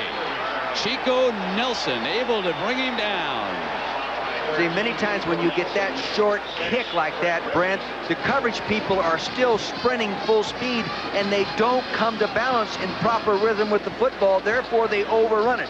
By coming to balance, I mean drop your center of gravity and get in a position to make a tackle so he can't juke you and make you miss. See, the coverage just overran it. He did get some good blocking, but still poor coverage. 48 yards on the return. The ball across the Buckeye 40-yard line. Michigan's first possession following the halftime intermission. So far, they have settled for 2 field goals. Gerbeck changing it up at the line. Powers, his freshman, is the tailback. He'll get the first carry behind Bunch. They swing him to the outside. Penalty marker is thrown as he made it across the 30-yard line, but there is a penalty flag on that far side. Normally in that situation, it is holding. This is what I do think Michigan has to do, is just come out and go man-to-man blocking. Come out man-to-man and keep the line of scrimmage clean and give the good running back a chance to run.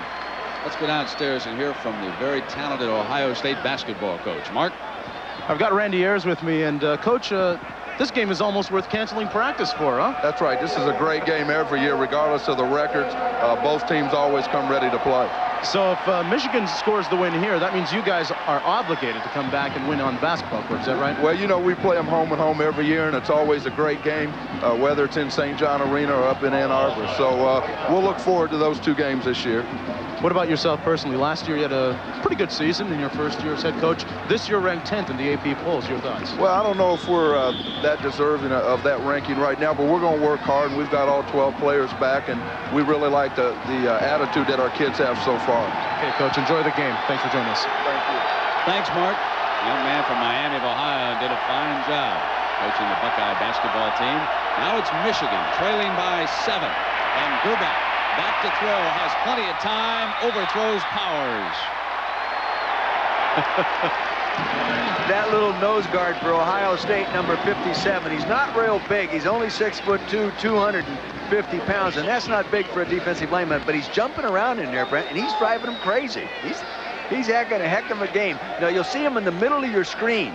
You'll see him, boom, he gets it. There he is going around the center. Now he's in the backfield. They're chasing him there. He's been there all day. Now he's working all the way around, and they're still chasing him in the backfield. Keep after him, Greg. Greg's a walk-on, earned a scholarship, honor student, all Big Ten. Outstanding young man. 2nd down and 18. Ball at the Ohio State 45-yard line. Gerbeck off a fake, goes straight back. Now under pressure. Comes over to the right and throws to Alexander, who stays. No, he stepped out of bounds at the 40-yard line. It will be 3rd down and about 13 yards for the 1st down. Maybe even longer than that. Gerbeck has done a good job in converting 3rd down situations. They're 3rd in the Big Ten at 43%. But I'll tell you this, 3rd and this long, that's really tough to convert. Coach Moeller giving him the signals. He calls his own offensive plays. He does talk to the coaches in the press box, but he's his own coordinator. Denny Clark, hyperextended left elbow in the early going, and they put a protective pad on it during the intermission.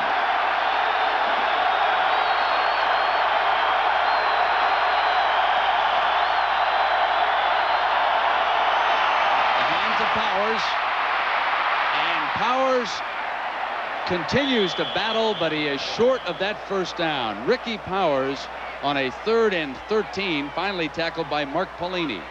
Draw play. He starts the play to the left. He gets draw blocking there. There's a collapsed defense up on top of your screen, left-hand corner. Hooks there. Number 91 got hooked in there. He should not get hooked in there like that. That's Jason Simmons, just a young redshirt freshman. He's got to maintain, contain. That was a good read by Jackson. Or Powers, rather. 4th down and 1. They like to use the wishbone look like this, but they normally don't run the option. Dennis Washington into the backfield, and officials timeout because of the crowd noise. They're coming into the horseshoe here in Ohio. Tom Quinn will use the crowd noise rule.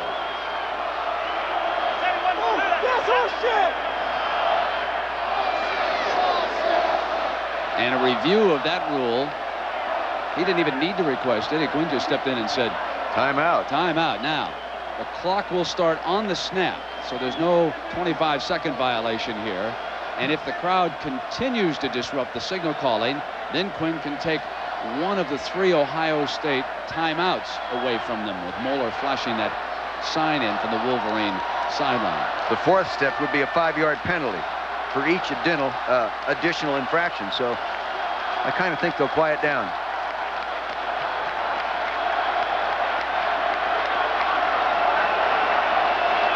Ricky Powers, the tailback, with 100 yards rushing today in 14 carries. John Vaughn started, but it didn't take Michigan long to turn it over to Powers. Normally in this formation, they run toward the tight end side of the formation.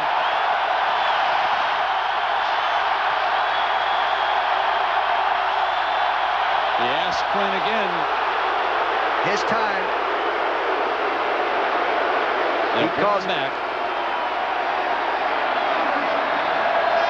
That's a second crowd noise. That's a warning. Now the next one, they'll deduct a timeout.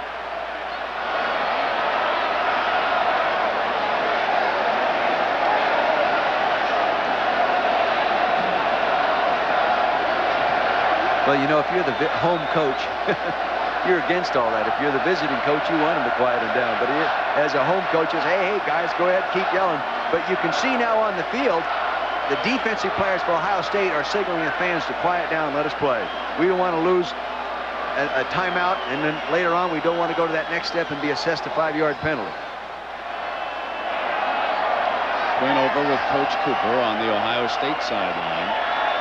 Oh, it's not that loud on my side. It's just loud over there.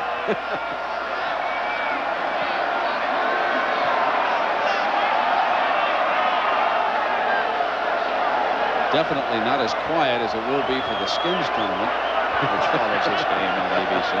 The Skins, that game was on Thursday, wasn't it?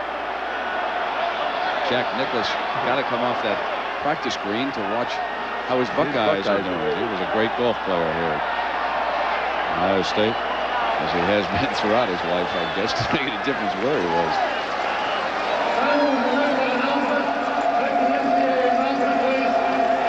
Hey, we have your attention, please. NCAA rules make it mandatory the offensive team must be able to hear their signals. We request cooperation and courtesy of the offensive team.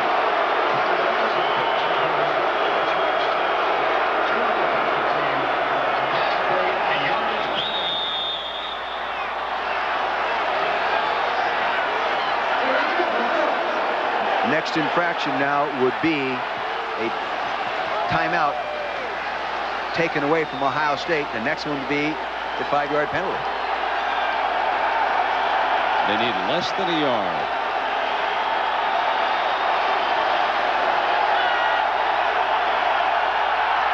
Powers with more than was necessary across the 25 and into the arms of Tovar.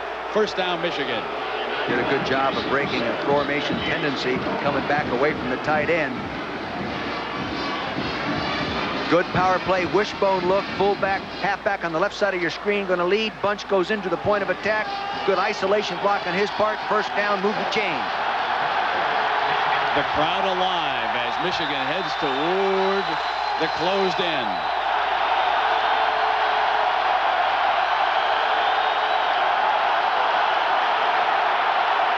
Go back asking again, and he gets it. I really think the referee's being a little nice in this situation. I don't know if it's that loud. It doesn't sound that loud up here. We were at a game a few weeks ago. It appeared much louder, and they didn't get that much cooperation from the referee. Coaches are helping him. Charge timeout. He has taken a timeout away from Ohio State. Yep. And several of the Buckeyes are upset, including number 48, Mark Pelini. Yeah, you can see Cooper's upset now. He doesn't believe it's that loud. Well, Dick, let me ask you, is this a good rule? The crowd has now become very much involved in perhaps the outcome of this game, or should they simply be allowed to yell?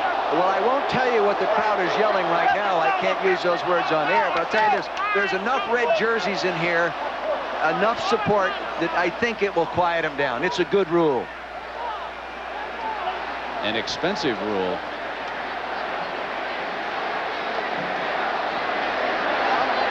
Take another quick look at that crowd noise rule.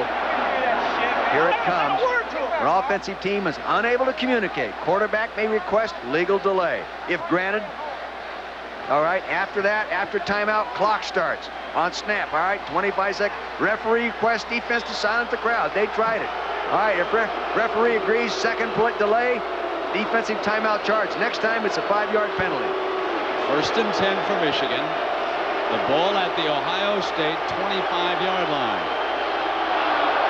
Powers the lone setback behind Gerbeck. Powers cuts back. And Tovar, number 58, wrapped him up.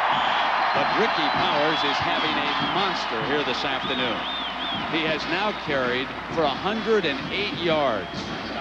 Coach Moeller's got to get the ball in the hands of Desmond Howard and Derek Alexander. He's the guy. They're the guys that are supposedly have the ability to make the big plays, and they really haven't touched the ball much in this ball game.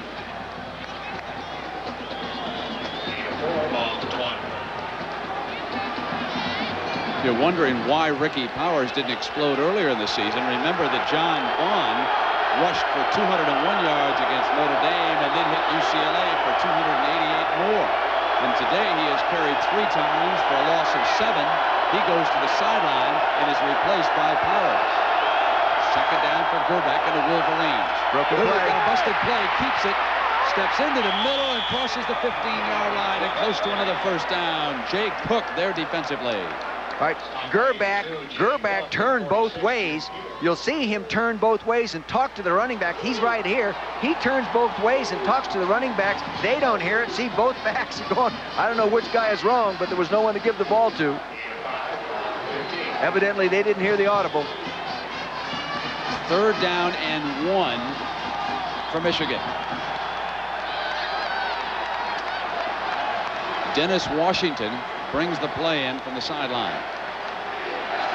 The Wolverines have yet to convert a 3rd down here today. They are 0 of 5. And Powers shakes Spellman, and it's going to be close. Good penetration by Spellman. Tovar cleaned up.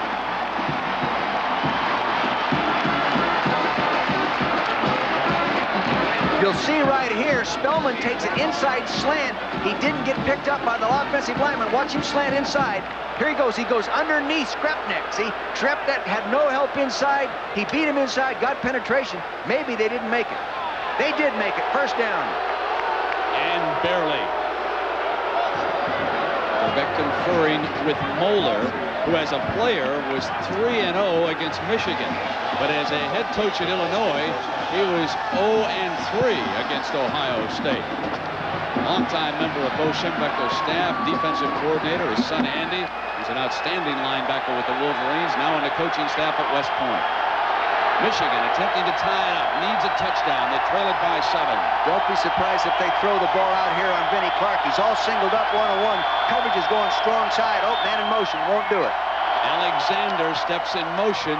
The hand is to Powers, sweeping outside, beats the contain man before he's hammered by Pelini. Good tackle by Mark Pelini, the senior. Free safety, comes from a family of 8 children. He knows how to fight for his life in the secondary. Here he is at the top of your screen. See, he's just stretching it. He wants to find either cut up or get outside. He's got it stretched outside. He's stripped, straight arms, and here comes Pelini. Good course, good pursuit angle, inside out. Mark Pelini. Down and long. 3-time Big Ten academic award winner. Very smart young man. Michigan was very conservative inside the 20 in the first half. Here it is, 2nd and long. Bunching Powers and Gerback to throw. On the run, Tovar pursuing. Caught but out of bounds. Howard with the catch but out of bounds with Vinnie Clark there defensively. Boy, did he leap. Here's Gerback, number 15, middle of your screen. He's flushed right now. Penetration upside. They pick him up inside there. He's flushed outside, and he throws the ball a little high and wide to the outside. Now watch this young man leap. There he is. He's out of bounds all the way. Boy, can he leap. He has a 39-inch vertical jump. Now, Brent, that is way, way beyond. That would have to put him in the 95th percentile in terms of leaping ability. 3rd and 8.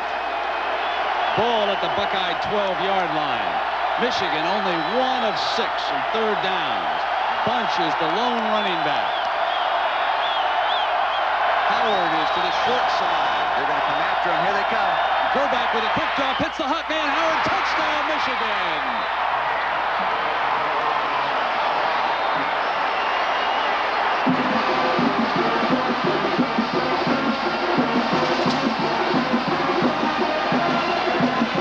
Gerback did a real nice job of picking up the blitz. He saw it coming. The receiver broke in there and just stuck it right where he had to. You'll see him right there. Here's the linebackers. Tovar coming. There's the outside safety coming. Safety blitz right there. He read it. They slanted inside. Touchdown. Good execution. Awfully good coaching by the offensive coaching staff. J.D. Carlson with an extra point that will leave us tied if good.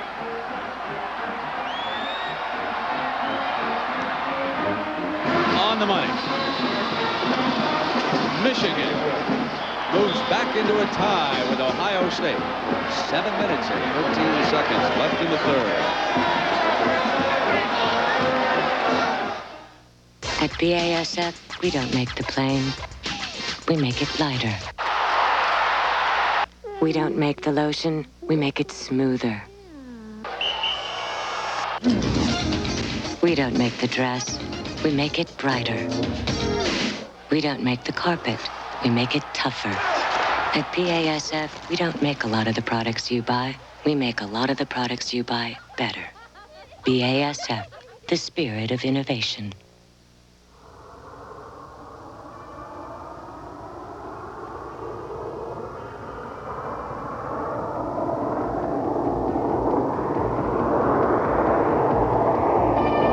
Presenting the Honda Prelude SI with anti-lock brakes. Never get behind a camera without one.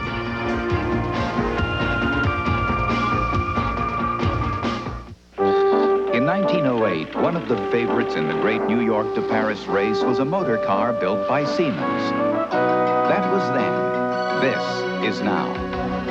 Today, Siemens builds over 700 automotive products, from fuel injectors and microprocessors to halogen headlights.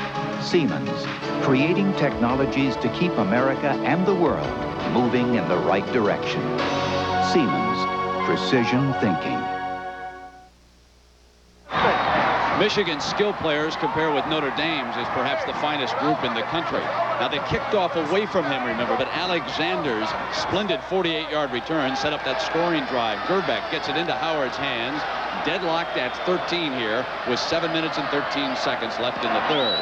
Carlson kicks it off for the Wolverines, and Lee, back at the 8-yard line, will bring it out behind the wedge. Down at the 28-yard line where Greg Fry and the Buckeyes will go back to work. As we take a look at this last touchdown, the safety, instead of lining up here, creeps up, gets up in there, and he blitzes. The receiver sees it. He goes into the post like that. Touchdown. You can see that they're over here going to double up the slot. Here they are, well executed. He sees the blitz, he sets up quick, he breaks inside. Now 22 Polk should not allow him to get in there that easily. He should really be shutting the door on the inside because he has no help. Raymond Harris, the young running back who will undergo knee surgery at the completion of the season, in at tailback behind Scotty Graham. Greg Fry, the Ohio State quarterback. Throwing on first down. Had protection, deflection, intercepted by Michigan, and Otis Williams inside the 35-yard line. The second interception by that secondary. From a quarterback standpoint, that's very frustrating. Both interceptions he's thrown today have been tip balls. Play action pass. He freezes people. He gets the linebackers attacking. One is dogging, and Milligan is going up after him. He throws this ball there and tipped right through Ellis's hands. He's got to make that catch. See, he's missed a lot of football. This is Otis Williams. That's his first interception on his career. Young football players, redshirt junior. Replacing All-American Trip Wellborn in the starting lineup today. Jeff Ellis, who let that ball go through his hands, had been the starting tight end. He was injured last year, missed most of the season after a knee injury, and he's not sharp. The ball is being brought back because his knee touched the ground. They are not giving him the return. The ball will be down at the 44-yard line. First down for Michigan. Gerbeck eyes the Ohio State defense. Alexander in motion. Gerbeck straight back. Plenty of time now. Deflected, incomplete. Wanted Howard, and Tovar was back there defensively for the Buckeyes. Number 58 deflected the ball. Well, Monday Night Football. Only a week away from the big showdown. And this one should be pretty good itself. Bills down at Houston to take on the Oilers. And then the night of December 3rd, of course, don't forget. 49ers and the Giants. Unbeaten. Watch, they'll both lose on Sunday. Get out there unbeaten. Let's go.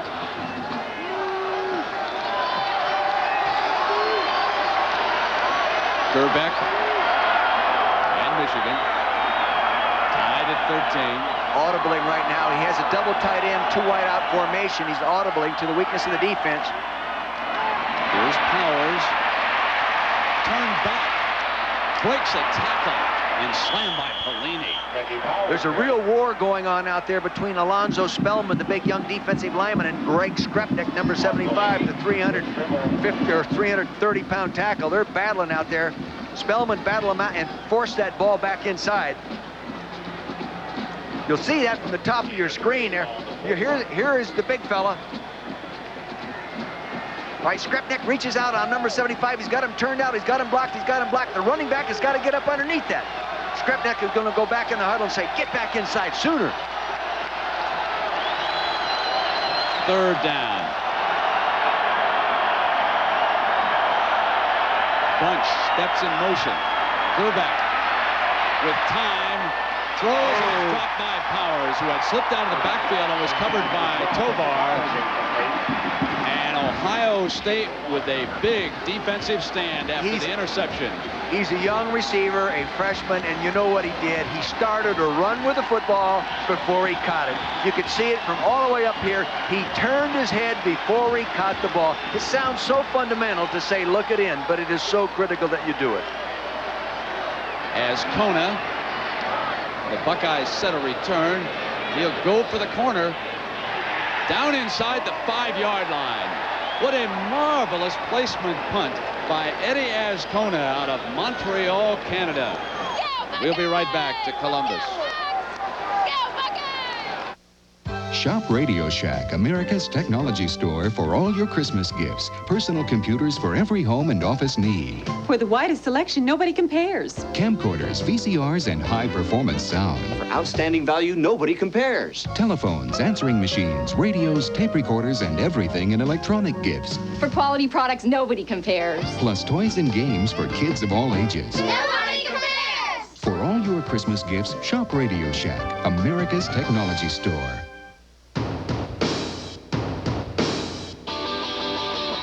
Nothing beats number one. Nothing beats the king of beers. Nothing beats clean, crisp, and cold. This is the best, and we got it right here. Yeah.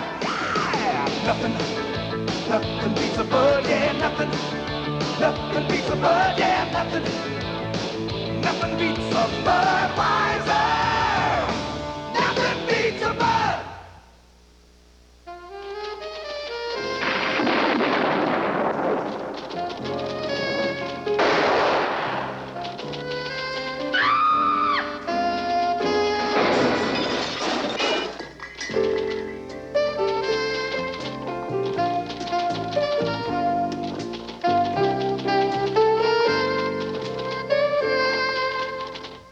Brother, get met. It pays. But there's Jeff Bowman, and he knows that he could be the man under the gun down here. He's getting that punting foot ready because the Buckeyes will have the ball at the 6-yard line.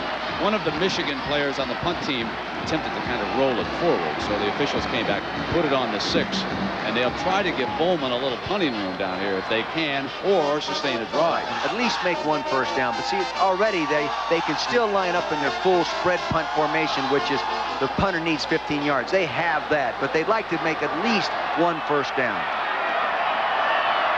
Harris is the tailback. He gets the call. Down at the 8-yard line. Chris Hutchinson, number 97, there defensively.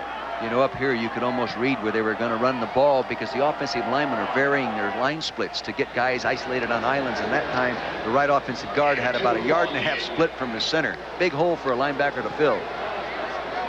Benote and Stablin dash in from the Ohio State sideline. Harris will come out. And Butler Benote, number 33, is inserted into the Buckeye backfield. On second down, they will run him.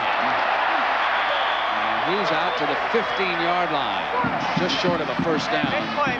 Martin Davis making the stop. This is just the old power O play. They're going to double team at the point of attack. They're going to reach back. They're going to pull big offensive guard Roy Nichols through, kick out with a fullback. You look at him protect that football. He's a freshman, but he knows he's got the coach's contract in his hands and he can't fumble it. Houston, number 42, checks into the game offensively, and he is a load. he has been an isolated blocker in situations like this down at the goal line. Now on 3rd and short, they insert him into the game. He's the lead blocker. First down, Benote. Great block. To the 20-yard line, and he led the way again. Great block by the 250-pound fullback, William Houston. He only goes in the ball game to do this, and he did it. He's an isolation lead blocker. What he is a short guard that lines up in the fullback position, and he comes in the point of attack and gets the linebacker. Watch him, just follow him. Boom, he takes him on, does a nice job on Eric Anderson. Eric Anderson sheds him and then gets over into the play. 1st and 10 for Ohio State. 5 defensive backs in the game for Michigan. Dave Ritter checks in off the Wolverine sideline.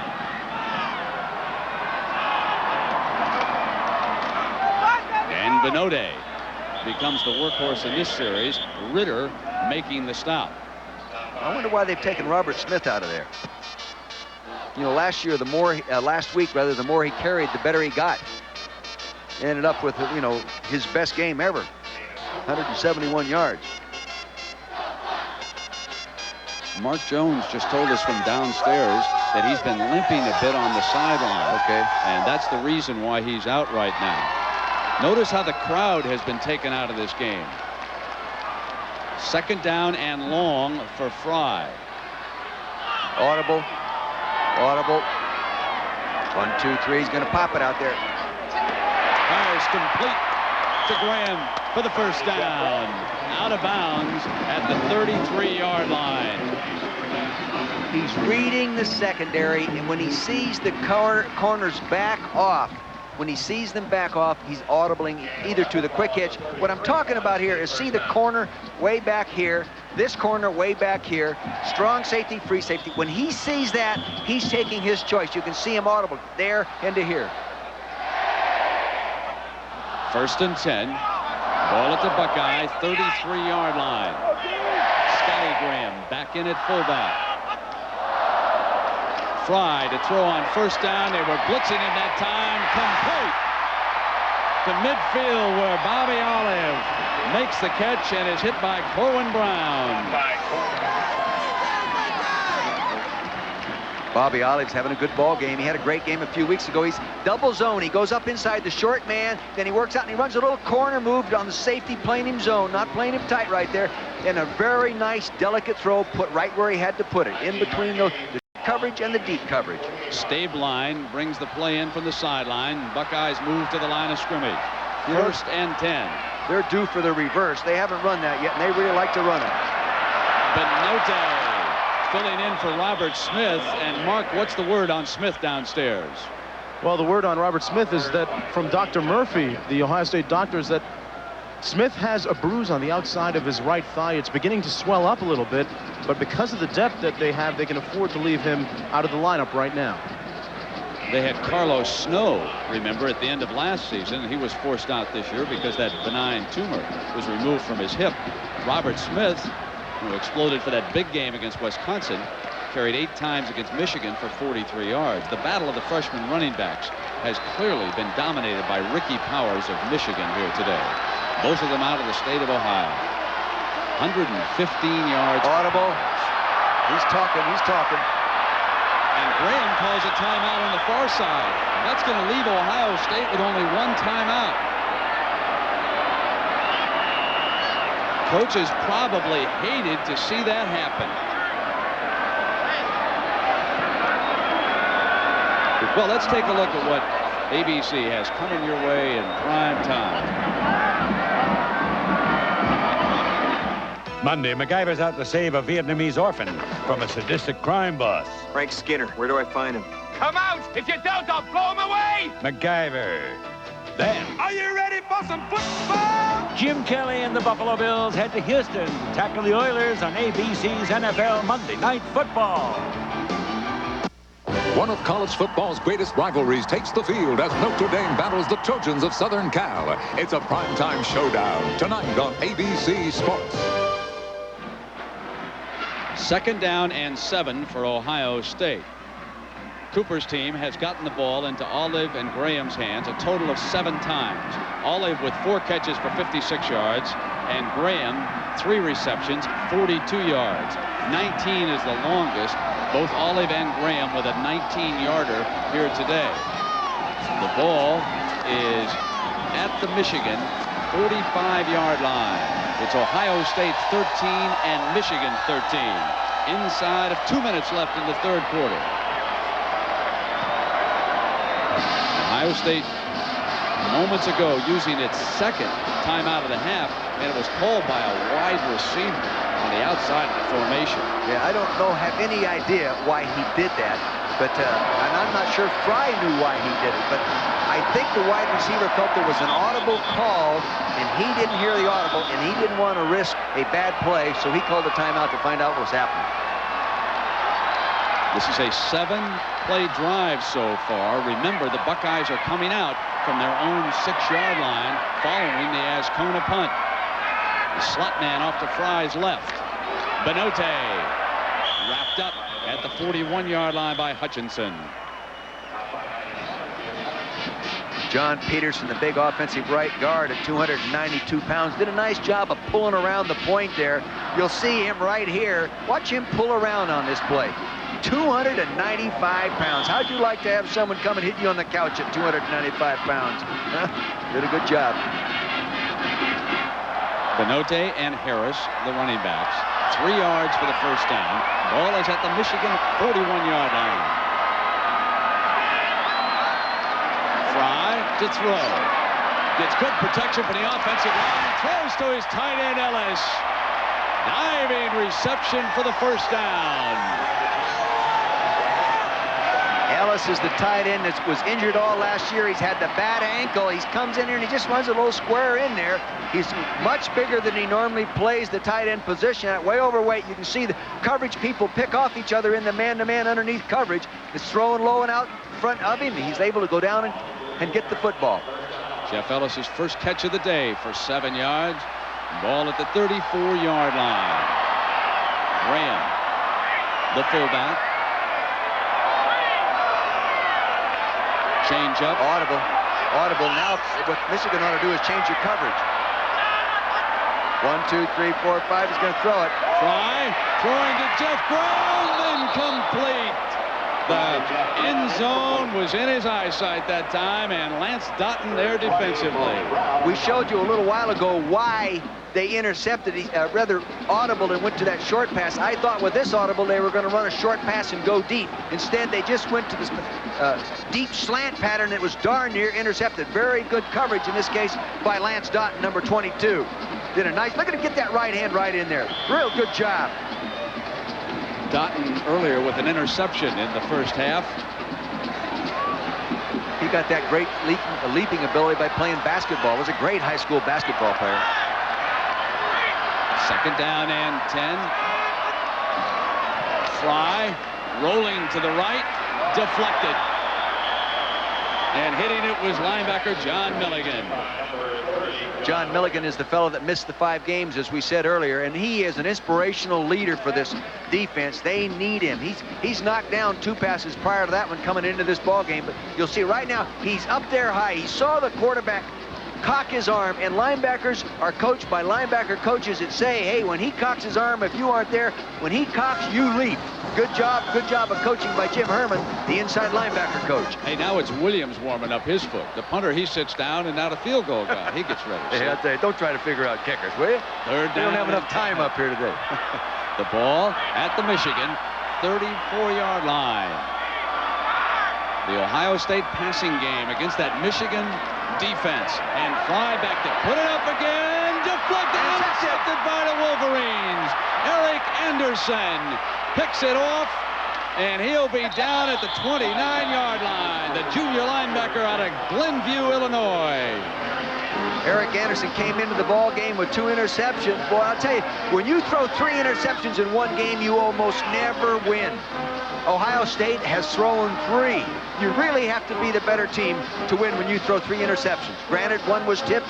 The other one should have been caught. This one, it's a low ball, trying to get it in between the linebackers to the receiver behind it. Good drop, no play action in front to hold those people like he'd been using earlier. Now, Anderson gets to be a running back, and he was a fine running back in high school. He ran for 30 touchdowns as a running back in high school.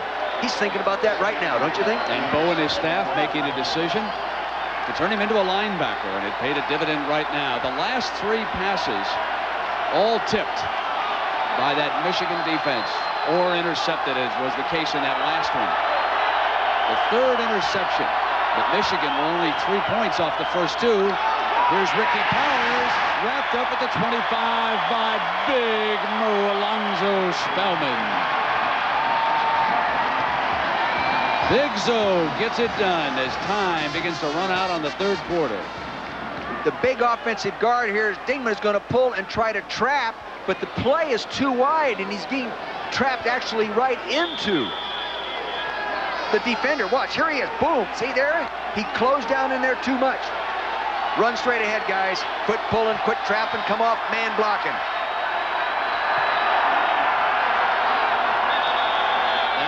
The 3rd quarter. They do not get the play off.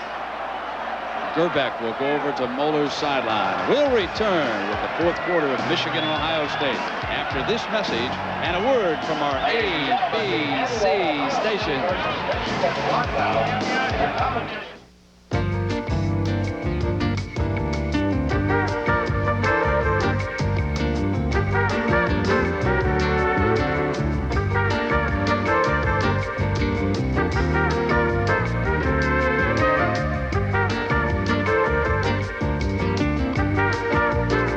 Feel free to hum along.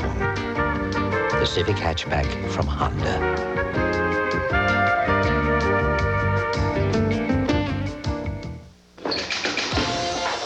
I'm Mike, Paxton brother nobody knows.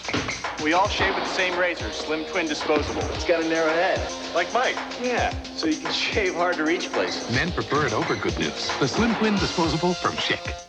When you're all stuffed up and use an ordinary nasal spray, it drips into your tissue where it can't help you breathe. But not Sinex Ultrafine Mist. Its medicine stays where you need it, so you can breathe the way you want to. We don't drip down, we clear up. Hello, America. This week you'll laugh until you lose control, lose your mind, or lose your balance on America's funniest home videos. Smile. Sunday.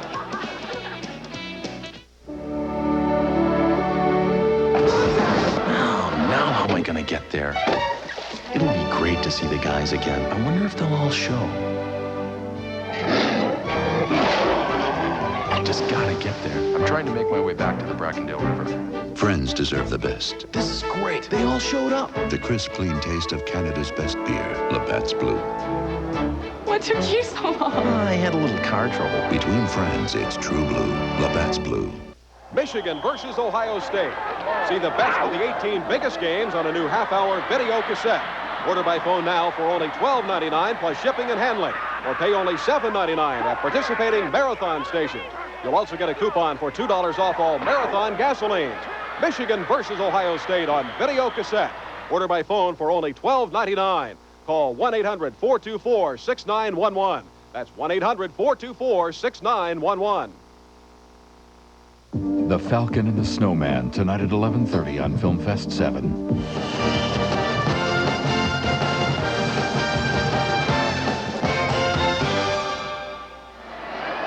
We start the 4th quarter with Ohio State hoping that its lucky red shoes will propel their winged feet to victory over Michigan.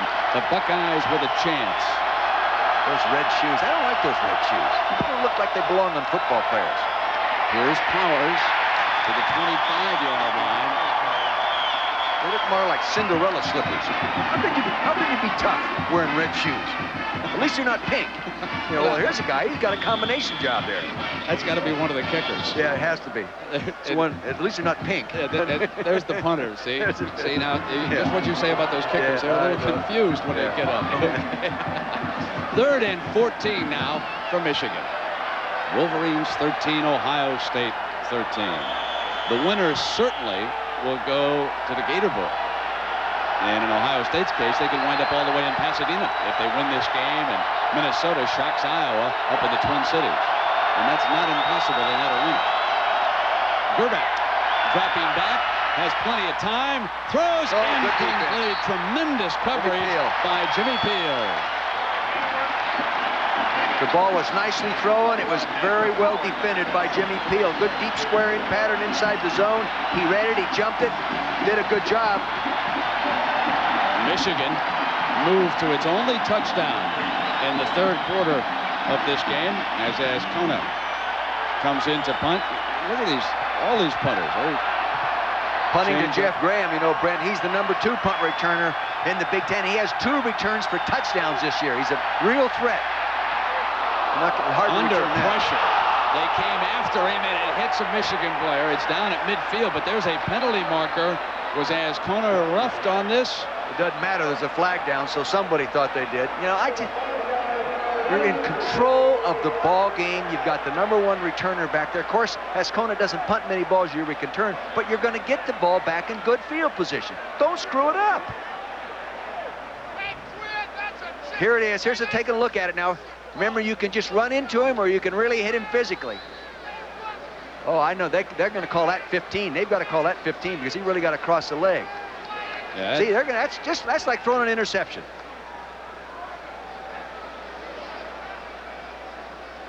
The punter. If it's just a 5-yard penalty, it's not a first down. Uh-oh. I don't think Gary liked it. He thought it should be a 15-yard penalty. They're going to call a 5. That's why Moeller exploded on the far side. Yeah, I agree with him. I agree with Moeller. I mean, he went across the guy's leg enough. Hey, I've seen much less than that called. Give it to him, Coach. Give it to him. I'd be whizzed too. That did not give the Wolverines a first down. A huge call in this ball game. You bet. Early in the fourth quarter. Not going after him this time. That's a low kind. If he can get that in his hands, that's the kind you like to return. But they've surrounded Graham. Great move to the outside, and a penalty flag comes down. They may have caught the Buckeyes clipping on the far side. Look, you know, now that's like Bo. He's running out of cord. I don't blame him. I'd be upset. Now Quinn's going to come over there, and he's going to threaten him with unsportsmanlike conduct over there on that sideline. It isn't going to change there, Gary. So might as well go back. I've seen a lot less than that called automatic first down, 15-yard penalty, roughing the kicker. That's a judgment call. This is a clipping penalty on the return. Dick, your point was that the kicker was in a vulnerable position. If you are stretched out like that and you go across the leg and you hit the leg, it normally is called roughing the kicker. Now watch this. He gets, boy, he's a 2-step punter. Boom, there it goes. He's out. See, his leg is stretched. There's nothing he can do. There's nothing he can do. That is a blown call by the officials. Blown call. There's been a lot of those in the Big Ten this year. 14 minutes to go, and we'll be right back. Tired of flying alone? Then take a friend free. That's right, absolutely free. Just call United Airlines now, purchase your ticket by November 30th, and you and your friend can travel until February 28th. Significant restrictions apply, like your companion must fly at the same time you do on the same itinerary. But that's what this is all about. So just call your travel agent or United and take a friend for a free ride. Come fly the friendly skies. If you have a house as messy as this, and a son as helpful as this, get a shop vac. Look at the power this baby's got. A shop vac wet dry picks up everything from nails and wood chips to broken glass to gallons of water. Thanks for the car, Dad. Yep, there's no telling when you'll need the power of a shop vac. Don't forget to get Steam Team, the attachment that turns any shop vac into a powerful carpet cleaner. By 10:30 a.m. any business day, one company will guarantee delivery of your overnight air packages to more people, places, and businesses than anyone else in the industry. UPS introduces 10:30 a.m. guaranteed overnight air delivery. 62,000 trucks. No waiting. This is the Skins game, but this is the Skins game, and it only happens once a year. Next on ABC Sports. the official and Moeller's ears may be ringing. Oh, I know it. He took off. Here's the cord. Look at this. Now the cord, he runs out of the cord and he's going to jerk his ear off. Whoa, coming back there. Come on, give me some more rope. When I was coaching, I darn used to tear my ears off by the end of the season. Greg Fry handing it off to Benote on first down. And let's check in with Corey McPherrin on an update. Corey? Brent, they're smelling upset in Waco, Texas today. Baylor up 7-0 on Texas here. Robert Strait, first quarter, big hole, goes 15 yards for the touchdown. And the Bears in the Cotton Bowl hunt. If they beat Texas and A&M knocks off the Longhorns next week, Baylor will head to the Cotton Bowl. Meanwhile, Iowa, Minnesota, early in the first, scoreless game. Expect the unexpected in 1990, I guess, Brent, huh? And Ohio State certainly. Ohio State pulling for a win by Minnesota. Fry had an open man underneath, and he was hit as he released. Great defense by Mike Evans, number 92. Mike Evans played real well last week, and watching him play, he's a walk-on. He's a guy that came out of school, no scholarship. He earned a scholarship. He leads the Big Ten in sacks. You know, he's one of these character guys. He gives it everything he's got on every snap. His linebacker coming outside, he comes up inside, and there he is putting the pressure on. Good job, Mike Evans. I love those kind of guys that just sort of fight their way through and earn their scholarships, not highly recruited in that, and I think that they end up being great leaders somewhere in our community. Third down and 6. Fry dropping straight back, gets the protection he needs, and through behind Olive. They were in man-to-man coverage underneath and then backing them up deep. Big Ellis is walking over there right now and telling Fry, says, boy, I really broke open. You should have seen me. You never want to listen to too many receivers when they tell you that, but Ellis was right that time. He was really wide open. David Key was there defensively. Bowman trots onto the field for the Buckeyes. And Desmond Howard into return. Very dangerous return man. Is he going to kick it with his red shoe or white shoe? Hope he doesn't wear an earring. They're coming after him. It was the white one that gets it off. And it'll be out of bounds at the 35-yard line. Downstairs to Mark Jones. What do you got, Mark? There's got to be a little good, got to be a little lucky to win. Coach John Cooper, the Buckeyes, has a little secret weapon. It's not a running back. It's this. It's a lucky Buckeye that he keeps in his left pocket for every game. He's been doing it for 3 years now, and he says he's been doing it since the time that he got the job. But one thing, if he knows that Coach Moeller has a Wolverine in his pocket, he's in trouble, I'm telling you. That's it. 13-10 to go. 13 all the situation in Michigan. Coming up with a 1st and 10 there at the 34-yard line. You saw that Illinois pounced on Northwestern in the first quarter. The Illini with an outside chance of getting to the Rose Bowl. They need a tie between Michigan and Ohio State to have a chance. And right now that's the situation. Ricky Powers pounds to the 38-yard line. Well, it started out in the first half as a battle of the field goals between Ohio State and Michigan. 33-yarder by Williams, and it was 3-0. Then Carlson tied it up with a 27-yarder. Lance Doughton intercepted. Carlson kicked it again. That made it 6-3. And then finally the touchdowns came. Fry hit Jeff Graham. Then Gerbeck hit Howard. And that deadlocks it at 13. Powers to the 40-yard line. Ohio State is lining up in a defense and then slanting the defense according to the formation that they are defending by game plan. If they'll slant one way, if it's a different formation, they'll slant another way if it's another formation. And right now they're slanting. And when I'm talking about slanting, I mean they take the lineman, instead of going straight ahead into the offensive player in front of them, they slant at an angle. And now they're slanting to the strength of formations, to the tight end. They have buried it. 3rd and 5. Gerbeck straight back with time, and he throws to Howard underneath.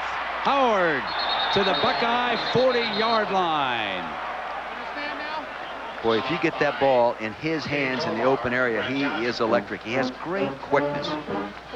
Just a little dump crossing pattern. He came underneath. Drop back pass. It takes time to throw crossing patterns. Fortunately, they got the zone that he wanted. See, no one chasing him man-to-man. Here he is running up there, no one around him. Now a 19-yard gain. Howard will leave. Double tight end. McGee and Diebold. Powers hit as he comes across the 40-yard line. And Alonzo Spellman starting to stand tall defensively. 6'6", 265-pound sophomore out of Mount Holy, New Jersey. Folks, when he goes into a clothing store, he looks for shirts and slacks and walks out with short sleeves and Bermuda shorts. Yeah, with a shoe a size 18. He is some physical specimen. I was talking to Dave Kennedy, the strength coach, about his big feet, and he said, you know, Coach, you can't fire a cannon out of a canoe. 40-inch sleeve. Gerbeck fakes the Powers. Back to midfield. Down the middle. Alexander's there, and so's Clark, and he pulls it away. Clark, incomplete is the ruling. No, interception.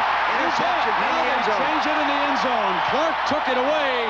Vinnie Clark with a spectacular play in the end zone. Gerbeck waited too long to throw the ball. He had him. He waited.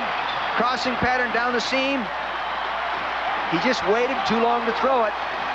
Very good reaction by Vinnie Clark. As we said earlier in the broadcast, he is the fastest man on the defensive team.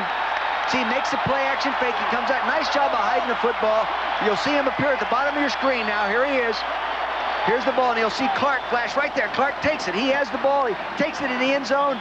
He has the interception, and now they're taking it out. It is an interception all the way. And a argument on that far sideline. Alexander and Moeller not agreeing that it was an interception. I think Moeller it was, Brett. wanting an incompletion on this play. Now he's talking to Quinn, the referee.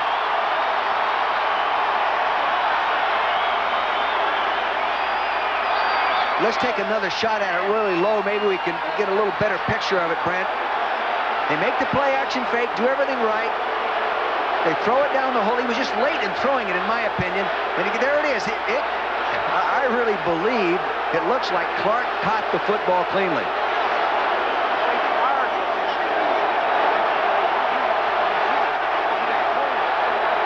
He's had a couple calls he didn't like.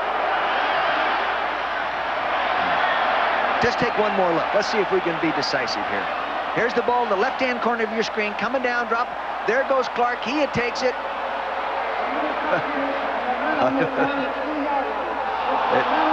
They both caught the ball, but it looked like Clark caught it first. Where was he down? That's the next question. Oh, the momentum took him in the end zone. Now I think they're going to put the spot inside the 5, and Quinn is going to come over here to Cooper's sideline. Don't try to compromise, guys. Make both guys happy. You'll have neither one of them happy. This guy that made the play didn't have no damn possession. Oh, you got it. One of you called incomplete, one of you called possession. He had it. That's exactly right. Yeah. One of them did call incomplete. The guy down here in the right end zone did. Right. The other one. Here's another look. Come on. See, the ball should... Really, the ball should be on the 20-yard line. When I saw it live... It had nothing to do with the 3-yard line. When I saw it live, I thought he'd caught the ball. Yeah. I mean, I didn't think there was any question about that. I think it was an interception, and the issue is where to spot that ball. No way they could put it at the 3-yard line. Well, it's only 2 yards off. Well, actually, it's 20 yards off. Either got to be the 1-yard line or the 20. Yeah. Ohio State now will get real conservative. Now, let's go down and check in with Mark Jones on the Michigan sideline. Mark?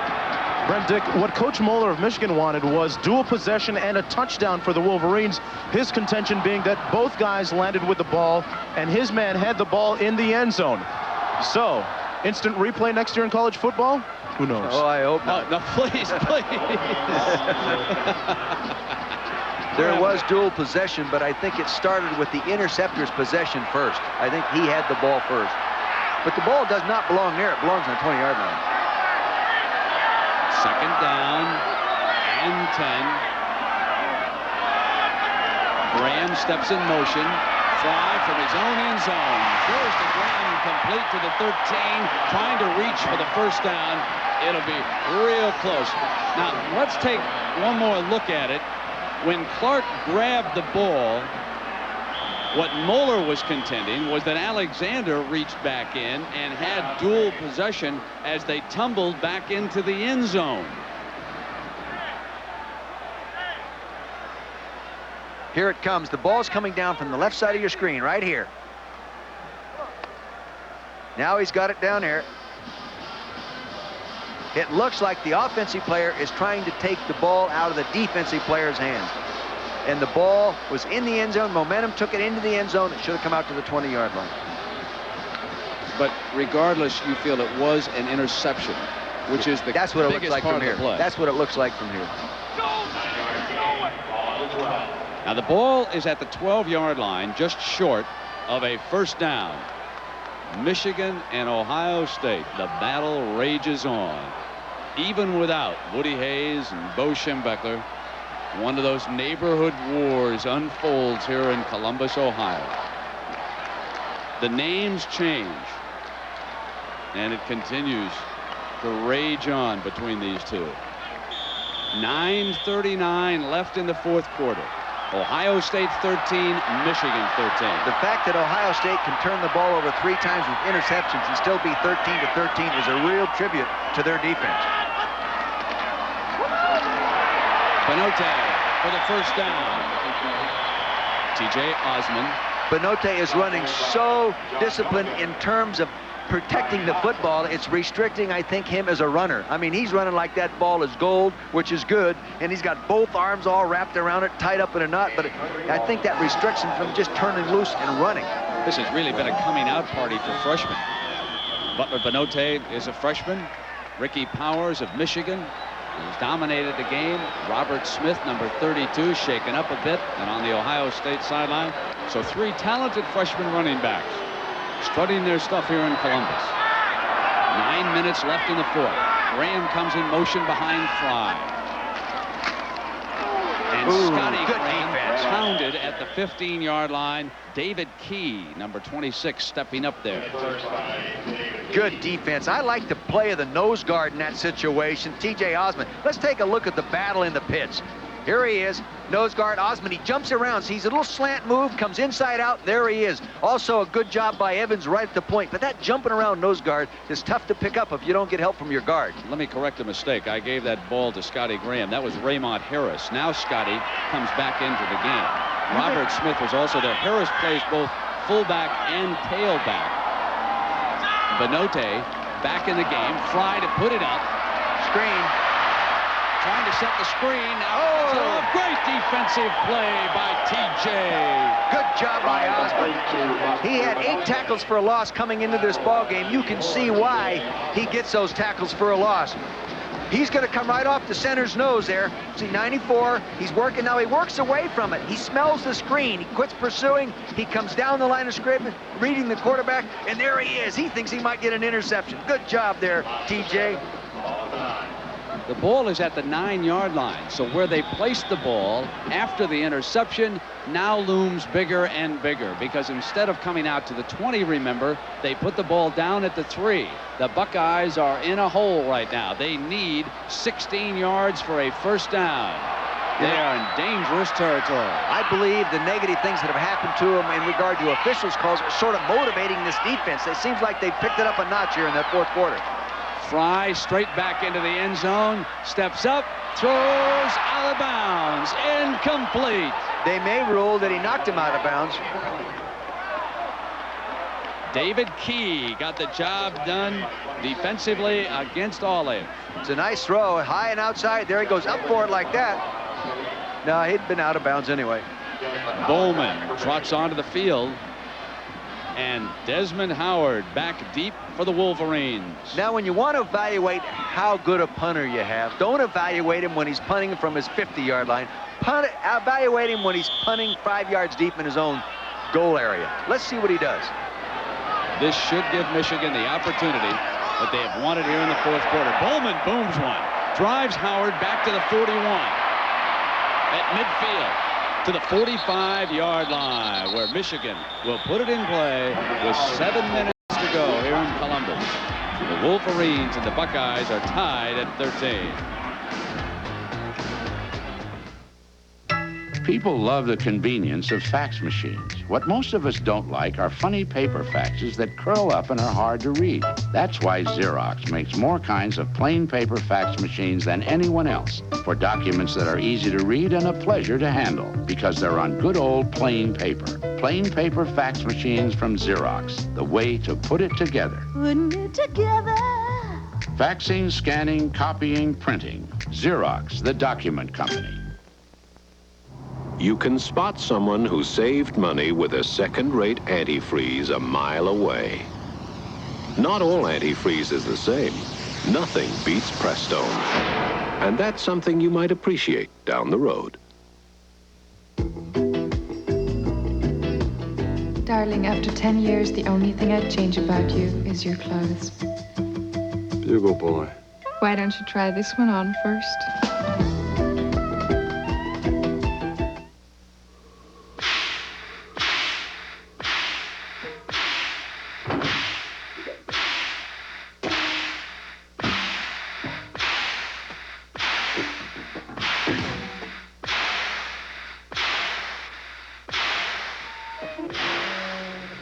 Spend less time at the pump.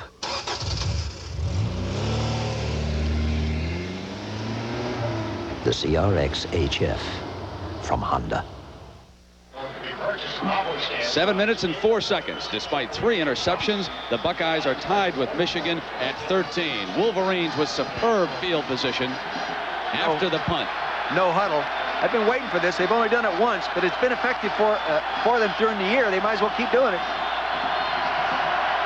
Gerbeck changing things up at the line of scrimmage.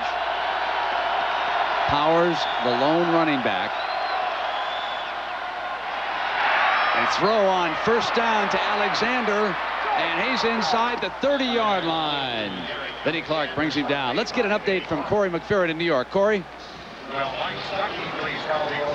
Just what Ohio State fans want to see. Early in the first quarter, Minnesota at the 3. That's Mark Smith pounding in. The Gophers have a 7-0 lead still in the first quarter. We'll keep you informed. And Brent, I'm sure the stadium there will explode if they announce this score, huh? Ohio State may be smelling the roses if they can put a stop on Michigan right now. 1st and 10 after that successful pass play. Gerbeck to Alexander for 17 more yards. Ball inside the Buckeye 30-yard line now. Here's the hand of Powers. Powers is across the 25 to the 22-yard line. The big thing they have to do offensively, recognizing there's 6 minutes, 30 seconds to go in the ball game, it's tied up, is don't make the mistake down here. You're already in field goal position. That could possibly end up being the 3 points you need to win. Just don't make the mistake. Don't turn it over. Keep it moving forward. One of the biggest plays of this game is going to be the interception. Forget the interception. It's where the ball was spotted. Ohio State could not get out. Michigan comes back down with excellent field position. That interception was the best punt of the day. Now it is 2nd down. Gerbeck hands to Powers. He busts the first would-be tackler. Boy, I'll tell you, they're taking chances. Ohio State, then that was the safety lined up outside tight that came off the corner there, Jimmy Peel. So it's a question of momentum and where Clark wound up on the interception. Should the ball have been brought out on the 20, or was it down? It was not at the 3. There's no question about that. It's either down at the 1 or the momentum of the interception took him into the end zone, and it comes on out at the 20-yard line. Or if it's a simultaneous catch, it goes to the offense, and it's a touchdown. 3rd down. 4 yards to go for the first down. Gerbeck hoping to be heard on the outside. The wide receivers do not have to hear him. Crowd alive. Powers sprints for the first down, and he's stopped. Again, they're getting good penetration. See, he wanted to cut back. He couldn't cut back because it was inside penetration. Red jerseys across the line of scrimmage. You see Spellman 99 in the middle of your screen. You see Smith, number 57. He's audible. He's going to run over towards Spellman. See, now you'll see penetration. See him come underneath there. Very quick movement. And they forced him on outside to run parallel to the line of scrimmage. Here comes the field goal. Carlson attempting a field goal into the wind. The ball will be put down at the 28-yard line. A 38-yard attempt by Carlson. He's 3 for 4 from this distance. I don't think it's any good. Nope. Vinnie Clark might have touched that. 4 minutes and 16 seconds to go. It'll be the Buckeyes ball when you come back. It was interesting. A couple of the students every once in a while would say, geez, Mr. Trifone, you know, you got these little specks, you know, can't you learn how to shave? The last 6 weeks I've been shaving with the Norelco, and I'm going to stick with it forever. Most definitely you can get a close and comfortable shave with the Norelco razor. Now, Norelco's patented lift and cut system has been improved to lift each hair and cut it even closer without the blades touching your skin. My wife said, geez, it's nice not to see your face all marked up. The new Norelco, a new level of closeness and comfort. Ba ba ba ba ba the rubber rain. What do you think Marla's going to do when we show up? Hopefully she'll feed us. It's good to see you, it's been too long. One day, the most important thing in your world could be your tires. That's why Goodyear engineered the Invicta GS to help keep you in touch with the road. I guess they're home. I miss you. I miss you too. We like to say the best tires in the world have Goodyear written all over them.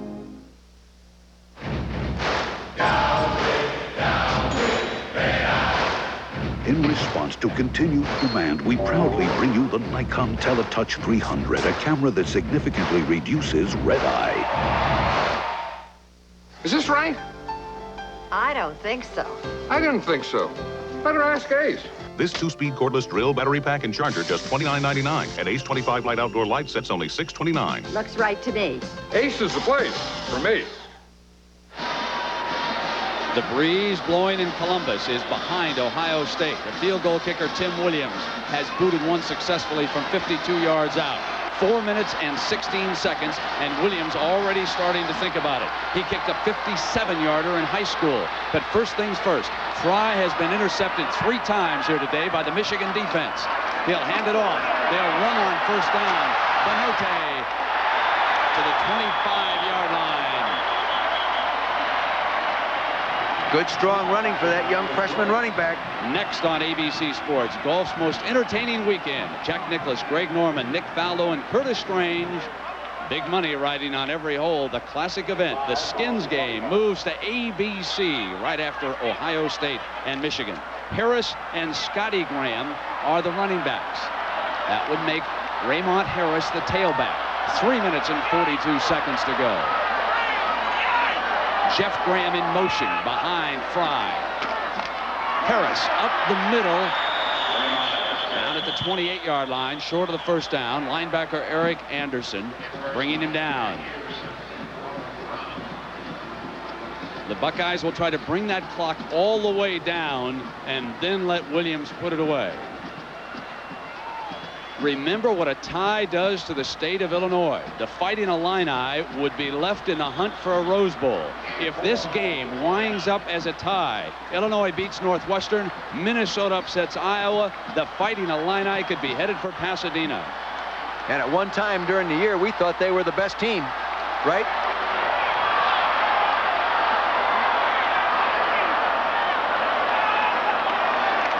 Linebackers were up on the line. Fly is back with time, complete to Olive. Olive breaks free at the 45, to the 47 with a penalty flag thrown in the direction of the far sideline. There is a flag down. Jeff Graham was over there on the far side. We'll see what happens after the catch was made. Clipping. I think they called clipping on Roy Nichols, the offensive lineman. What they did, they caught Michigan's linebackers all lined up in here tight. They ran action this way to create flow. They brought the receiver who's lined up tighter across the formation. You'll see how it works. This flow, see it? Here, now he's lined up tight. He starts crossing in the zone. The linebackers were lined up initially. The play action throws him even more. There he is running with the football. Little Bobby Olive. All 160 pounds of him. The clip was on Graham, the other wide receiver. You saw him right at the end of that replay come into the picture and hit the defensive player from the rear. The flag was thrown on the far side in the direction of the Ohio State wide here toward the very end of the play. Olive now, watch coming into your screen. Here is going to be the clip. Right here. There it is. Yeah, he definitely hit him from behind. Third down. Here's the toss. Harris to the 31. It is going to be real close. I don't think he made it. I don't think he made it. John Milligan getting good the penetration. Good penetration by the defense. Linebacker Milligan scraping off at the point of attack. Boy, on those kind of plays, you can't sit and wait for that tailback to get to you. You've got to go to him. He did it. I don't think he made it.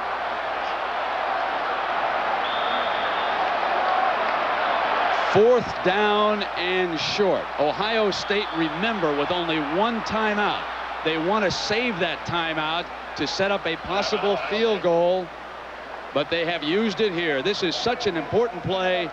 Ohio State can no longer wait, and Moeller brings the Michigan defense over to the far side. Cooper discussing now, do I go for the first down? He only needs about a, what, yard, half yard or less. Do I go for it? If I don't make it, I have to punt it to them. They have the last shot at the offensive drive. If you go for it and don't make it, you're already in field position the other way around. Brent, I think he goes for it. 1:47 left in the game. 1:47. Could be his last chance. He knows probably that Minnesota has scored first on Iowa. His only chance to get to Pasadena is to win this game. I think he goes for it. You know, the thought in the back of his mind is that Indiana game, and when he made a decision late in the game, ended up resulting in a tie, and he took a lot of heat. That's got to have an effect on you. The Buckeyes kick a field goal, and it's 7-3. So remember, Illinois pulling for this game here to end in a tie. That's their only chance. You know, a lot of people have been assistant coaches for a long time say, well, there's no difference between being a head coach and assistant coach except the paycheck. I'll guarantee you right now there's a hell of a difference between being an assistant and a head coach when you're in that huddle as John Cooper making the decision. Here it comes. Fourth down. The Buckeyes to go for it. I agree with the decision. Out of timeouts. Here is where it's so important to have a fifth-year quarterback at the controls of the team.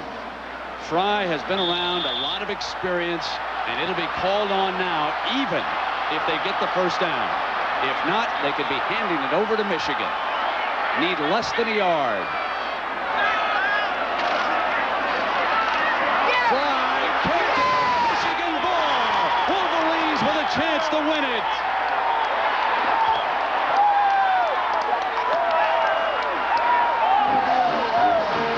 I can't understand them running an option on that because they're not a true option team.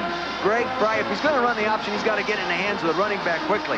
They were in a goal line defense. I'll guarantee you Moeller appreciates them having Fry with the ball in his hand on an option play. Gosh, I know game plan dictates what you do, but you know, Coach Prothro taught me this a long time ago, Brent. He says, when you're in a real tight situation, calling offensive play, go to the guy with the most ability, and not the best play. Just go to the guy with the most ability. Michigan comes to the line without a huddle now. A minute and a half to go. John Vaughn has replaced Ricky Powers at tailback. He's in behind Bunch. He should be fresh. Michigan staff will attempt to bring the clock all the way down on this drive. Bunch, who scored twice in the fourth quarter a year ago against Ohio State in the Michigan win, gets the first call here. Michigan with all three of its timeouts remaining. You know, Vaughn fumbled last week, and I think that's also one reason that we haven't seen him play a little bit more. He does fumble more than Ricky does.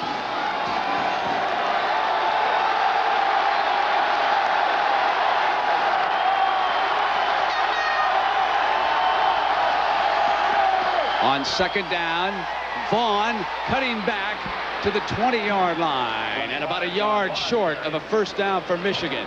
Inside of a minute. They're already at a 37-yard field goal right now. At the conclusion of this game, we're going to be selecting a Chevrolet Most Valuable Player from each team. And for the 20th year through the Chevrolet Scholarship Program, $1,000 will be donated to the General Scholarship Fund of Ohio State and Michigan.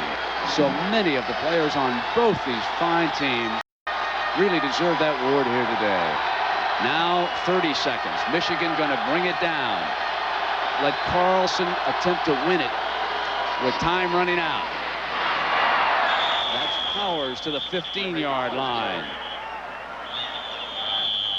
And more action coming your way tonight. Notre Dame and USC will attempt to bring you the same kind of drama that Ohio State and Michigan have here today. Notre Dame headed down to the Orange Bowl. USC to the John Hancock Bowl. Michigan using one of its 3 timeouts. 19 seconds to go. We'll be right back.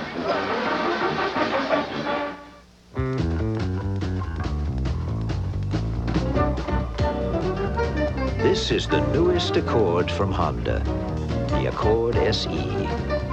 It has an even more powerful engine, a quiet, leather-trimmed interior, and perhaps best of all, anti-lock brakes. At Honda, we're always thinking ahead.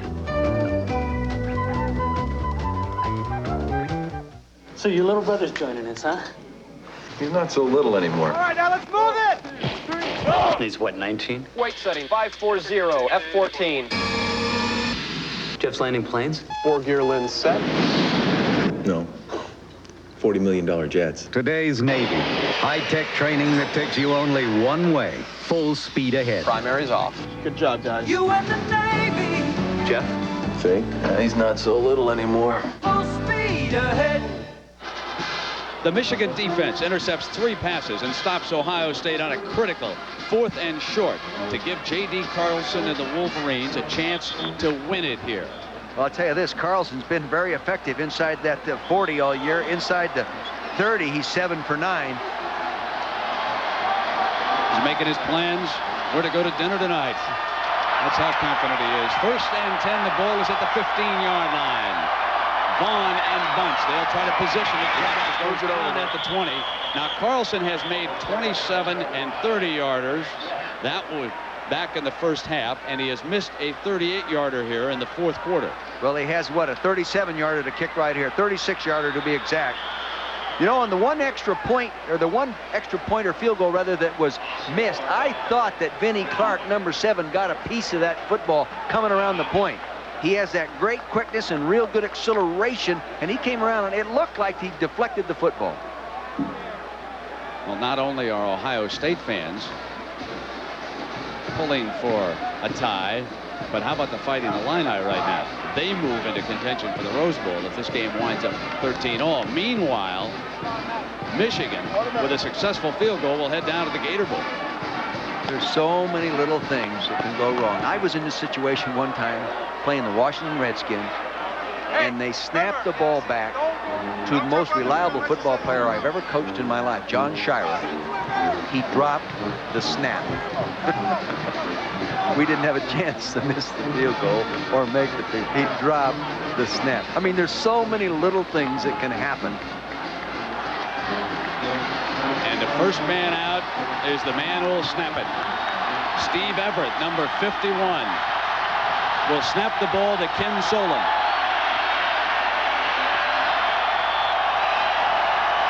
Steve Everett's making the snap.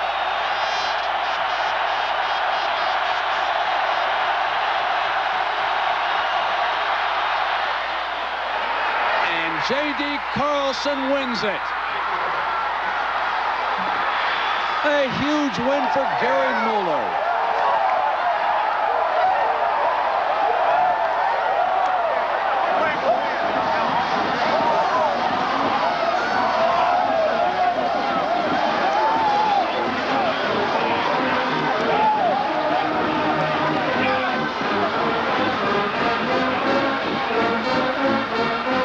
So many of these players on both teams know know each other so well to their high school days. Cooper in agony on that Buckeye sideline. And across the way in his first year as head coach, Gary Moeller beats his alma mater. No better feeling than that. Oh, there's no way you can duplicate it.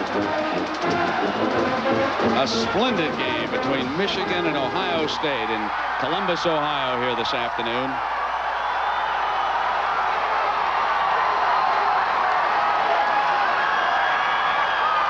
And meanwhile, they're rejoicing in the state of Iowa. We'll be coming right back to Columbus in just a moment.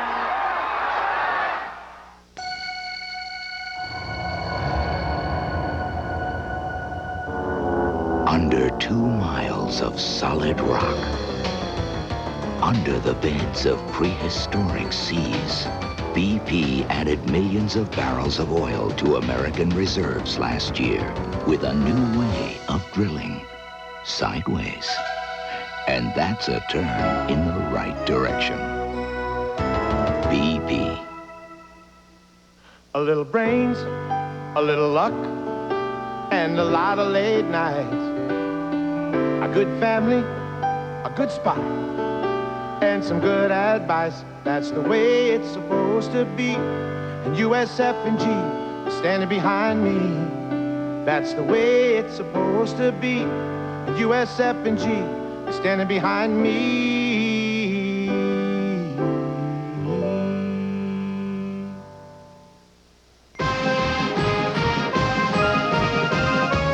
The University of Michigan, rich in history and diversity, is a place of people and ideas. A vibrant learning community. One of the world's great universities. Whether it's a modern look at ancient history or a new discovery in science, students at the University of Michigan receive the education they need to excel in the world of the future. The leaders and best. Hi, everybody. I'm Roger Twybill, and welcome to the stadium course at PGA West, La Quinta, California. It's an absolutely gorgeous day as we get set for the 1990 Skins game here on ABC. Greg Norman, of course, is in the field, along with Jack Nicklaus, Curtis Strange, and Nick Faldo, 4 of the great names in golf. And you'll be seeing it coming up live at 3:30 Eastern Time after the college football right here on ABC. Now, let's go back to Brent Musburger. We are back, and a reminder that just a few moments you'll see the first 9 holes of that Skins competition. Iowa goes to the Rose Bowl with a last-second win by Michigan here today. And we'll be sending you out for that competition between Nicklaus, Norman, Faldo, and Strange. The Skins comes to ABC. Our Chevrolet most valuable players are J.D. Carlson from Michigan and Alonzo Spellman of Ohio State. And Chevrolet will donate $1,000 to each school's general scholarship fund to reward outstanding students for their academic achievements and to assist those in financial need. For Mark Jones and Dick Vermeil, I'm Brent Musburger. We certainly hope you've enjoyed the drama that unfolded here in Columbus. J.D. Carlson wins it for the Wolverines, 16-13. So long, everybody. Next on ABC Sports, live coverage of the Skins game begins. Jack Nicklaus, Greg Norman, Curtis Strange, and Nick Faldo go shot for shot for the big money. ABC's College Football has been brought to you by Honda, maker of fine quality automobiles. Test drive a Honda at your local dealer today. By UPS, now offering 10:30 a.m. guaranteed overnight air delivery. By Goodyear, the tires that help keep you and your family in touch with the road, rain or shine. And by Norelco Lift and Cut Shavers, for a new level of closeness and comfort. This has been a presentation of ABC Sports, recognized around the world as the leader in sports television.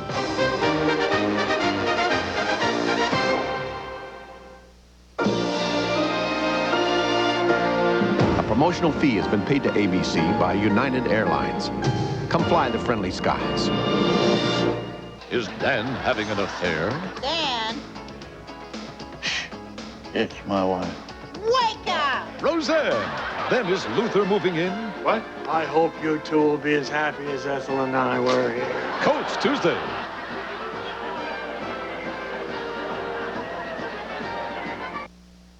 Sir, I want you to stand right here for me, okay?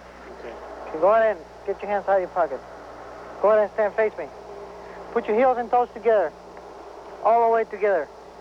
All the way together. Okay, you see my pen right here in front of your eyes? Yes. I want you to follow my pen, okay? With your eyes only. Okay, sir. Go ahead and turn around. You have anything in a gun? No. Go ahead and turn around. Give me your hands to the back. Okay, you're under arrest for DWI, sir, okay? We're going to go downtown for intoxilizer test, okay? Most videos shot with today's small camcorders come out looking shaky like this. Okay. But now, with a push of a button, they come out steady like this. Panasonic introduces the Palmcorder, the compact camcorder with the digital image stabilizer. I don't believe this, Brian. You're lifting it. It's small and lightweight, so it fits in the palm of your hand. Yet the Palmcorder uses videotapes that can play in any VHS recorder. Brian. The Palmcorder from Panasonic, just slightly ahead of our time. Wish that you were here.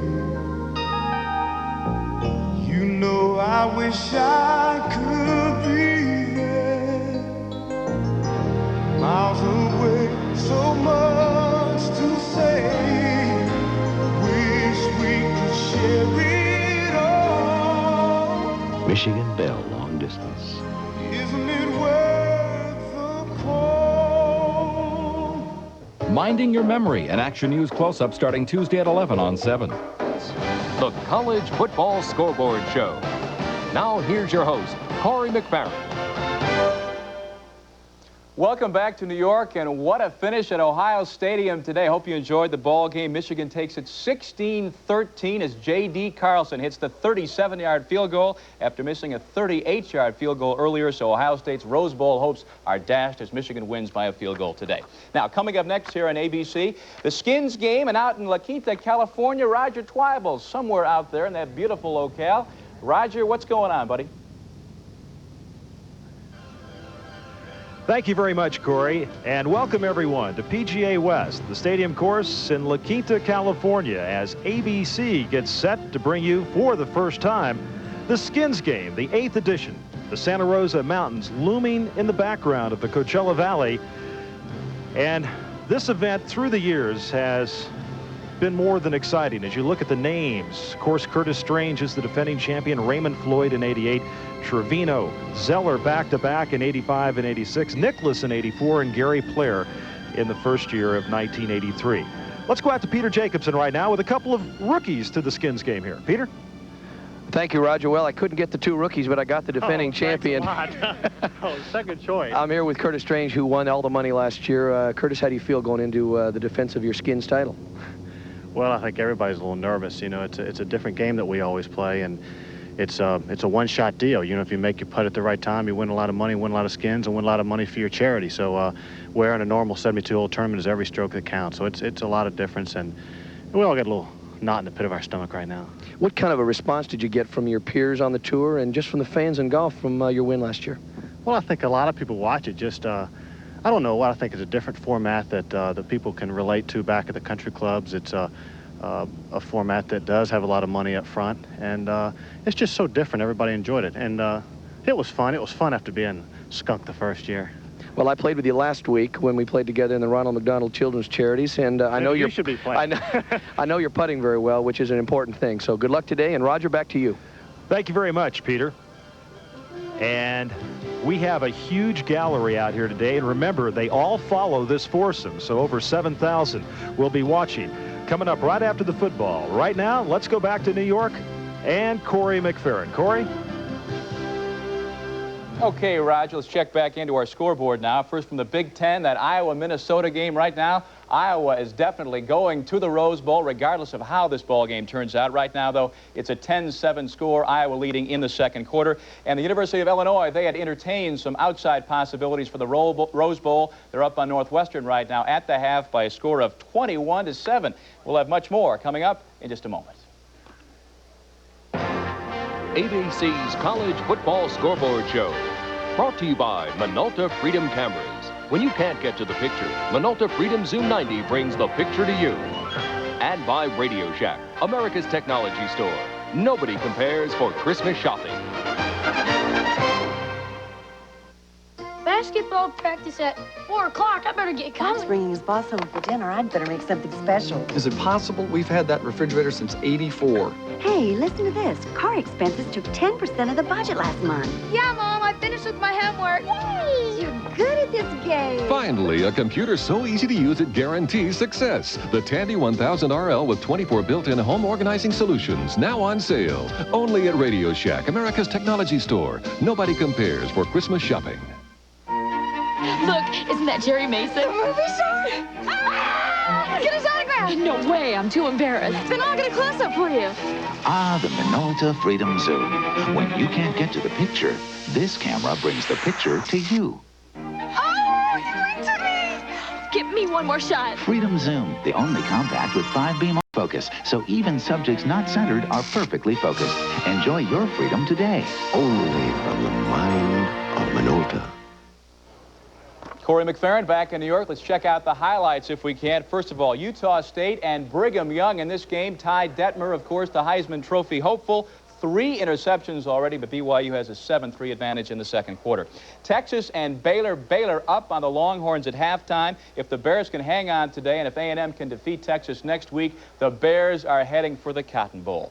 Pittsburgh and Penn State. Penn State, of course, flying high off the victory over Notre Dame last week, going for their 9th consecutive victory right now, up 10-0 in the second quarter. Also today, Tennessee, after trailing Kentucky by a 21-7 margin, has come back. They're up 35-21 on the Wildcats in the fourth quarter of play. A little later on today, Virginia will take on Virginia Tech, and TCU, Texas A&M. This ball game at College Station right now, 35-10, or 42-10, I should say. A&M up on the Horned Frogs. Also, Michigan State has a 14-9 advantage over Wisconsin. We'll be back in a moment to wrap things up. First, a break.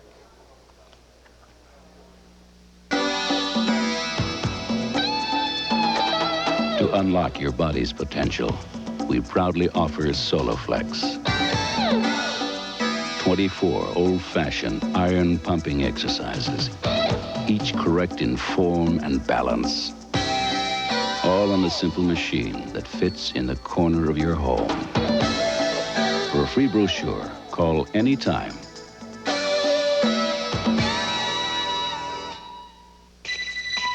This is the Chevrolet Caprice. It has the highest highway mileage of any V8-powered car in its class. In fact, its V8 fuel economy challenges that of many smaller V6s. So when it comes to preserving a natural resource, you can make a beautiful contribution. The 1991 Chevrolet Caprice. Prepare to be impressed. And now it's easy to win with a heartbeat. And don't forget, in just a moment, we'll join Roger Twyble and the gang for the Skins game. And then tonight, 8 o'clock Eastern Time, it's Notre Dame and USC. That's our time for now. Thanks for joining us. I'm Corey McFerrin. So long, everybody. Next on ABC Sports, live coverage of the Skins game begins. Jack Nicklaus, Greg Norman, Curtis Strange, and Nick Faldo go shot for shot for the big money. This has been a presentation of ABC Sports, recognized around the world as the leader in sports television.